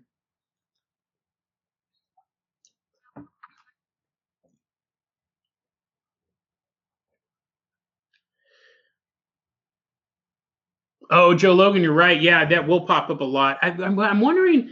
Yeah, it'll be interesting. My question is, I can't figure this out. We have stories about cursed movies. We have stories about cursed books. We have stories about songs that will drive you mad or make you poop your pants and stuff like that. I've since the beginning of the show, I spent a couple months, I haven't looked recently, but I cannot find any stories about haunted comic books that were pulled at the last minute because they were cursed. Like, sure, I found stories about like comic books that were controversial that got pulled, but how come there's no creepypasta? The creepypasta is not the right word because it implies that it's fictional, but how come there's not lost media legends about comic books? The same thing we see about television shows. You know what I mean? Isn't that weird? Because it's been around since the 1930s. We have stories about films that are lost because they cause the audience to go mad. And some of those stories are real. Most of those stories are fake. Some of them are real. But we don't have anything without comic books. And I find that interesting. We have more cursed video game stories that have been around literally half the time as comic books. And comic books are inherently so personal. It's this.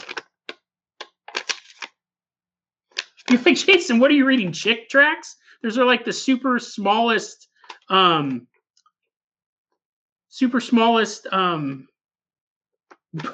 books to read.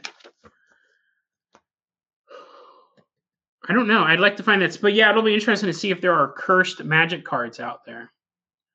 Let's see here. And then I saw some other questions pop up here real quick.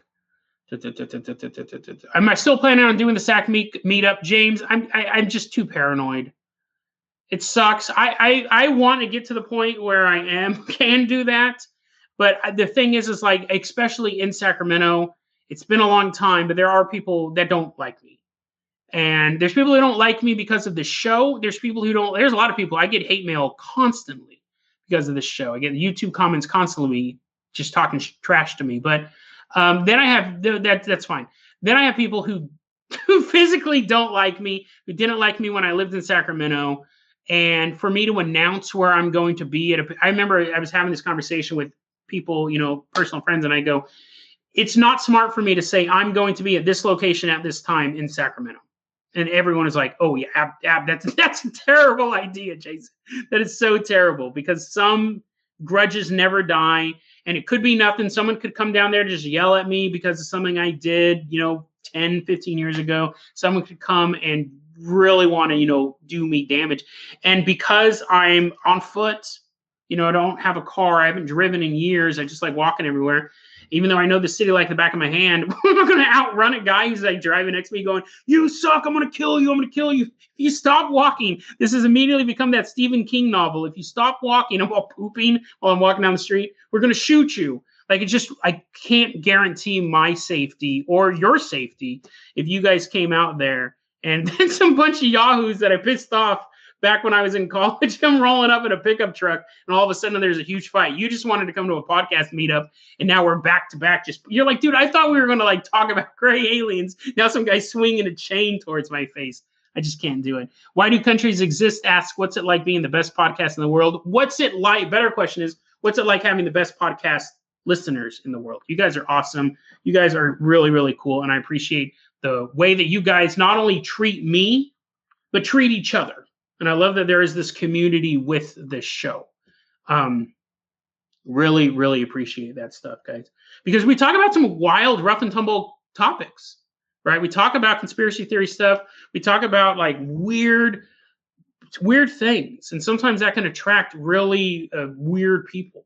And we're the good weird, right? We're the good weird, where we have fun with the stuff and we do believe some of it. We may believe all of it, but we don't let it dominate our lives or dominate our personalities and stuff like that. So you guys are a great audience. I love you guys. Rudy Jazz, will you ever cover the YouTube blood cult? That was something you recommended that before. Other people have recommended that before as well. I looked into it. I did some research on it. It's possible. I think what happened was when I was looking into it, it was widely being covered. And so sometimes I'll make it when I'm trying to figure out to cover a story. A lot of times I'll make these determinations. And part of it is the timing. And if it's currently like the Wayfair news thing, I never really talked about that. I was on break. It happened and everyone covered it. And so by the time I got back from break, I was like, well, that happened. I think I mentioned it briefly. The YouTube blood cult wasn't as big as Wayfair, but basically, if I remember correctly, it's just some guy online on YouTube has videos about like cutting themselves, and then he was getting other people to cut themselves, and it was some sort of ritual thing. And some people thought it was a LARP. Some people believed he was taking advantage of these people, which if he's getting them to hurt themselves, that's awful. But that's like, again, I looked into it months and months, and maybe a year ago at this point, back when it was first kind of popping off. And I may cover it, but I'd have to. So those are stories that I'll say I have to figure out another angle on it. There are certain stories that seem to be they're not super popular, but they're popular enough. There's other resources that have done more research on them that I want to kind of figure out another way to do it. Big Boss, would you ever consider making a mini series on how to research small and obscure theories? That's a very good. That's interesting. I get a lot of emails about that. They go, how do you find the stuff? Because they go, I've looked all over for, English Travel or something like that. That gets part of my training as a journalist is like search terms. But Google's made it super simple. I just changed my search filters for a very limited time window, and then I'll find stuff easier. That's probably the biggest tip. But that is interesting, like how to research. That would be interesting to do a little conspiracy theory, because I know it's more people. Piddlepoo asks, how is my heart? My heart's doing really, really good. My biggest concern is my sore throat. But yeah, no, I'm overall very, very healthy, very, very good. Oh, and here's Lanikia also asking about the blood ritual as well.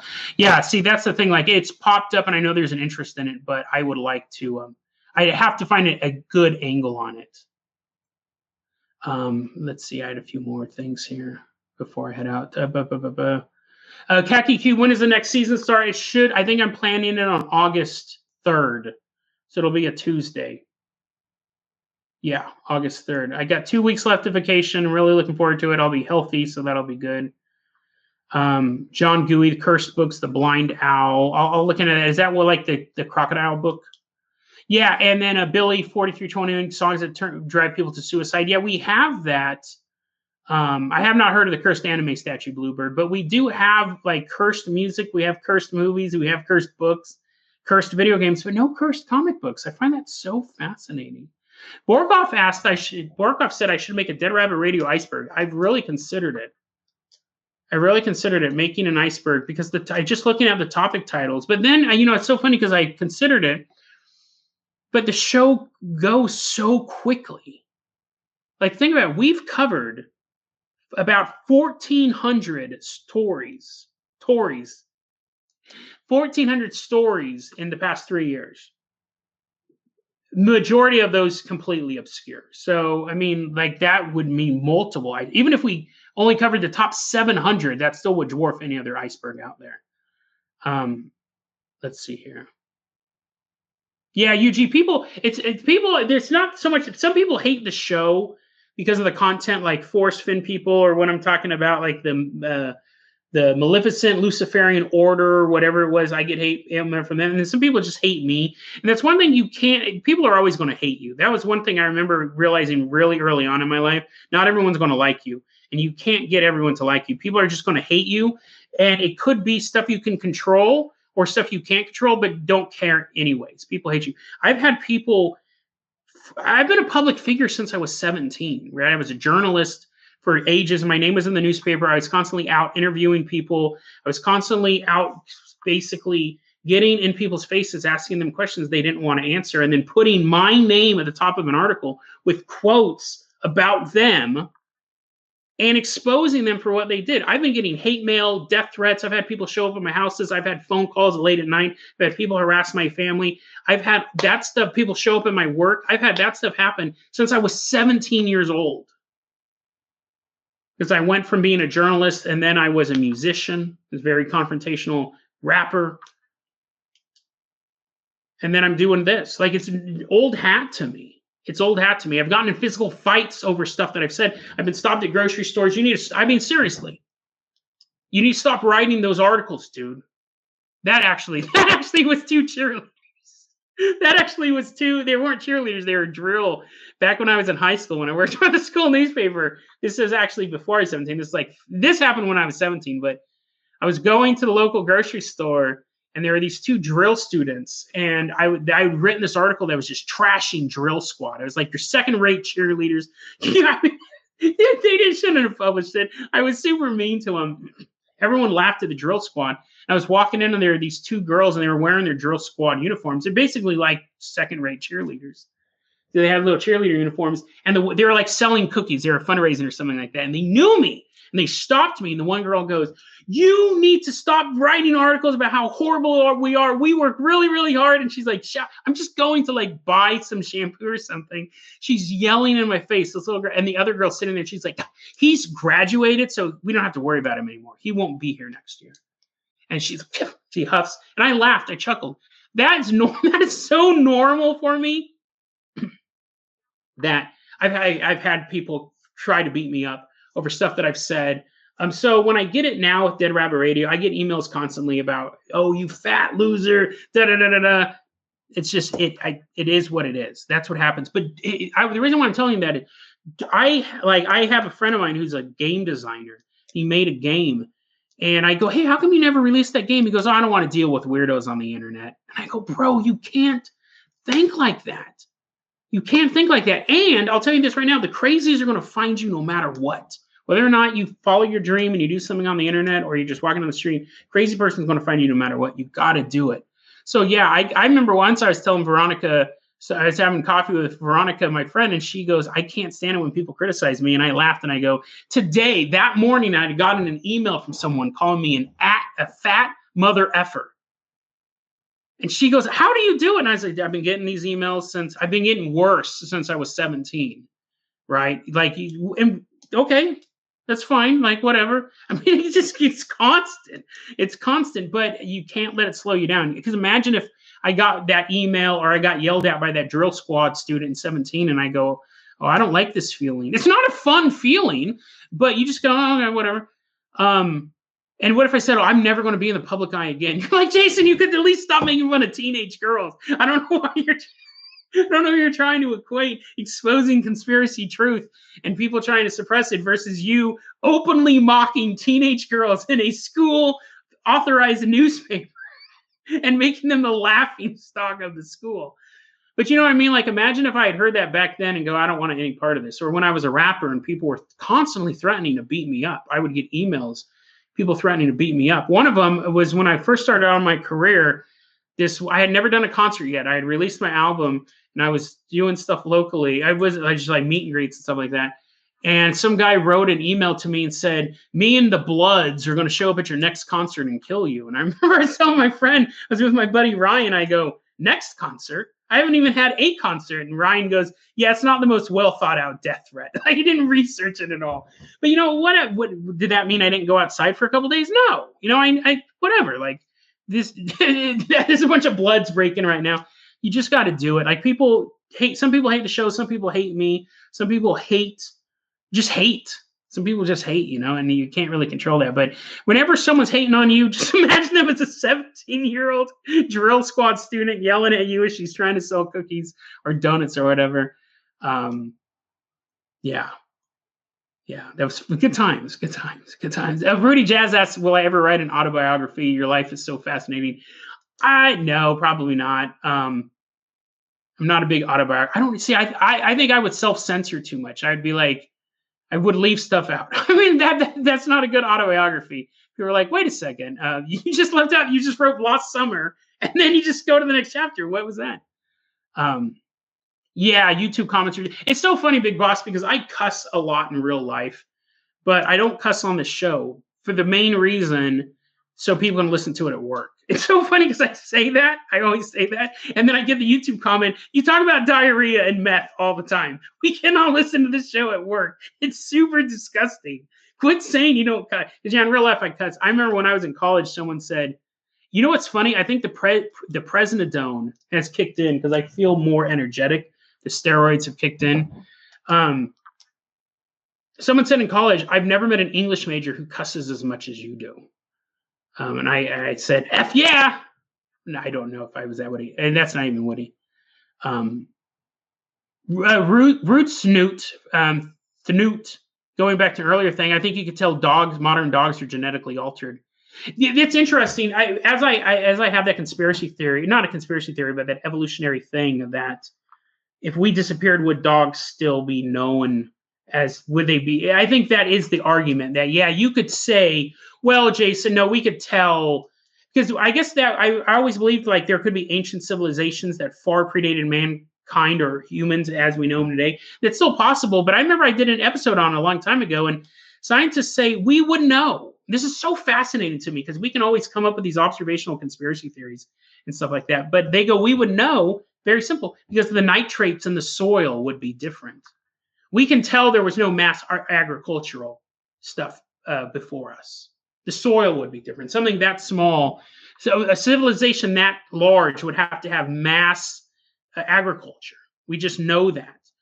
And either for themselves or for their livestock or for both. And we don't see any of these, we don't see any of the soil changes that we see with society. So they go, there were civilizations that died out before we came, before, you know, what we know of today as Assyria, what we know of today as like Lebanon and stuff like that, or other, you're like, Assyria is not around anymore. But that, yeah, it would be something that they could just go genetically. We can tell that these dogs were taken care of. Hunter, Hunter recommended to be our Sacramento bodyguard. I do appreciate that. But again, yeah, it's just interesting. Joey Gooey, more dog, spoiler alert stories next season. Yeah, that was a trippy one. But see, the thing is like those ones are always so hard to find. Those things are always hard to find. Billy, 4321, Abel, how do you not get lost in conspiracies and go off the deep end? What keeps you grounded? 30 years of doing this. That's really what it is. I always go back to this, and I mentioned this earlier in the show. You have to look back at conspiracy theories that failed. Like, I honestly believed that Bill Clinton was going to take over, and then I believed that George Bush was going to take over. So when the same conspiracies popped up with Obama, with Agenda 21, with the body bags, with him not leaving office, I remember going, this is dumb. This is dumb. I've been fooled twice now. This is dumb. And then the same thing popped up with Donald Trump. And same thing will pop up with Joe Biden.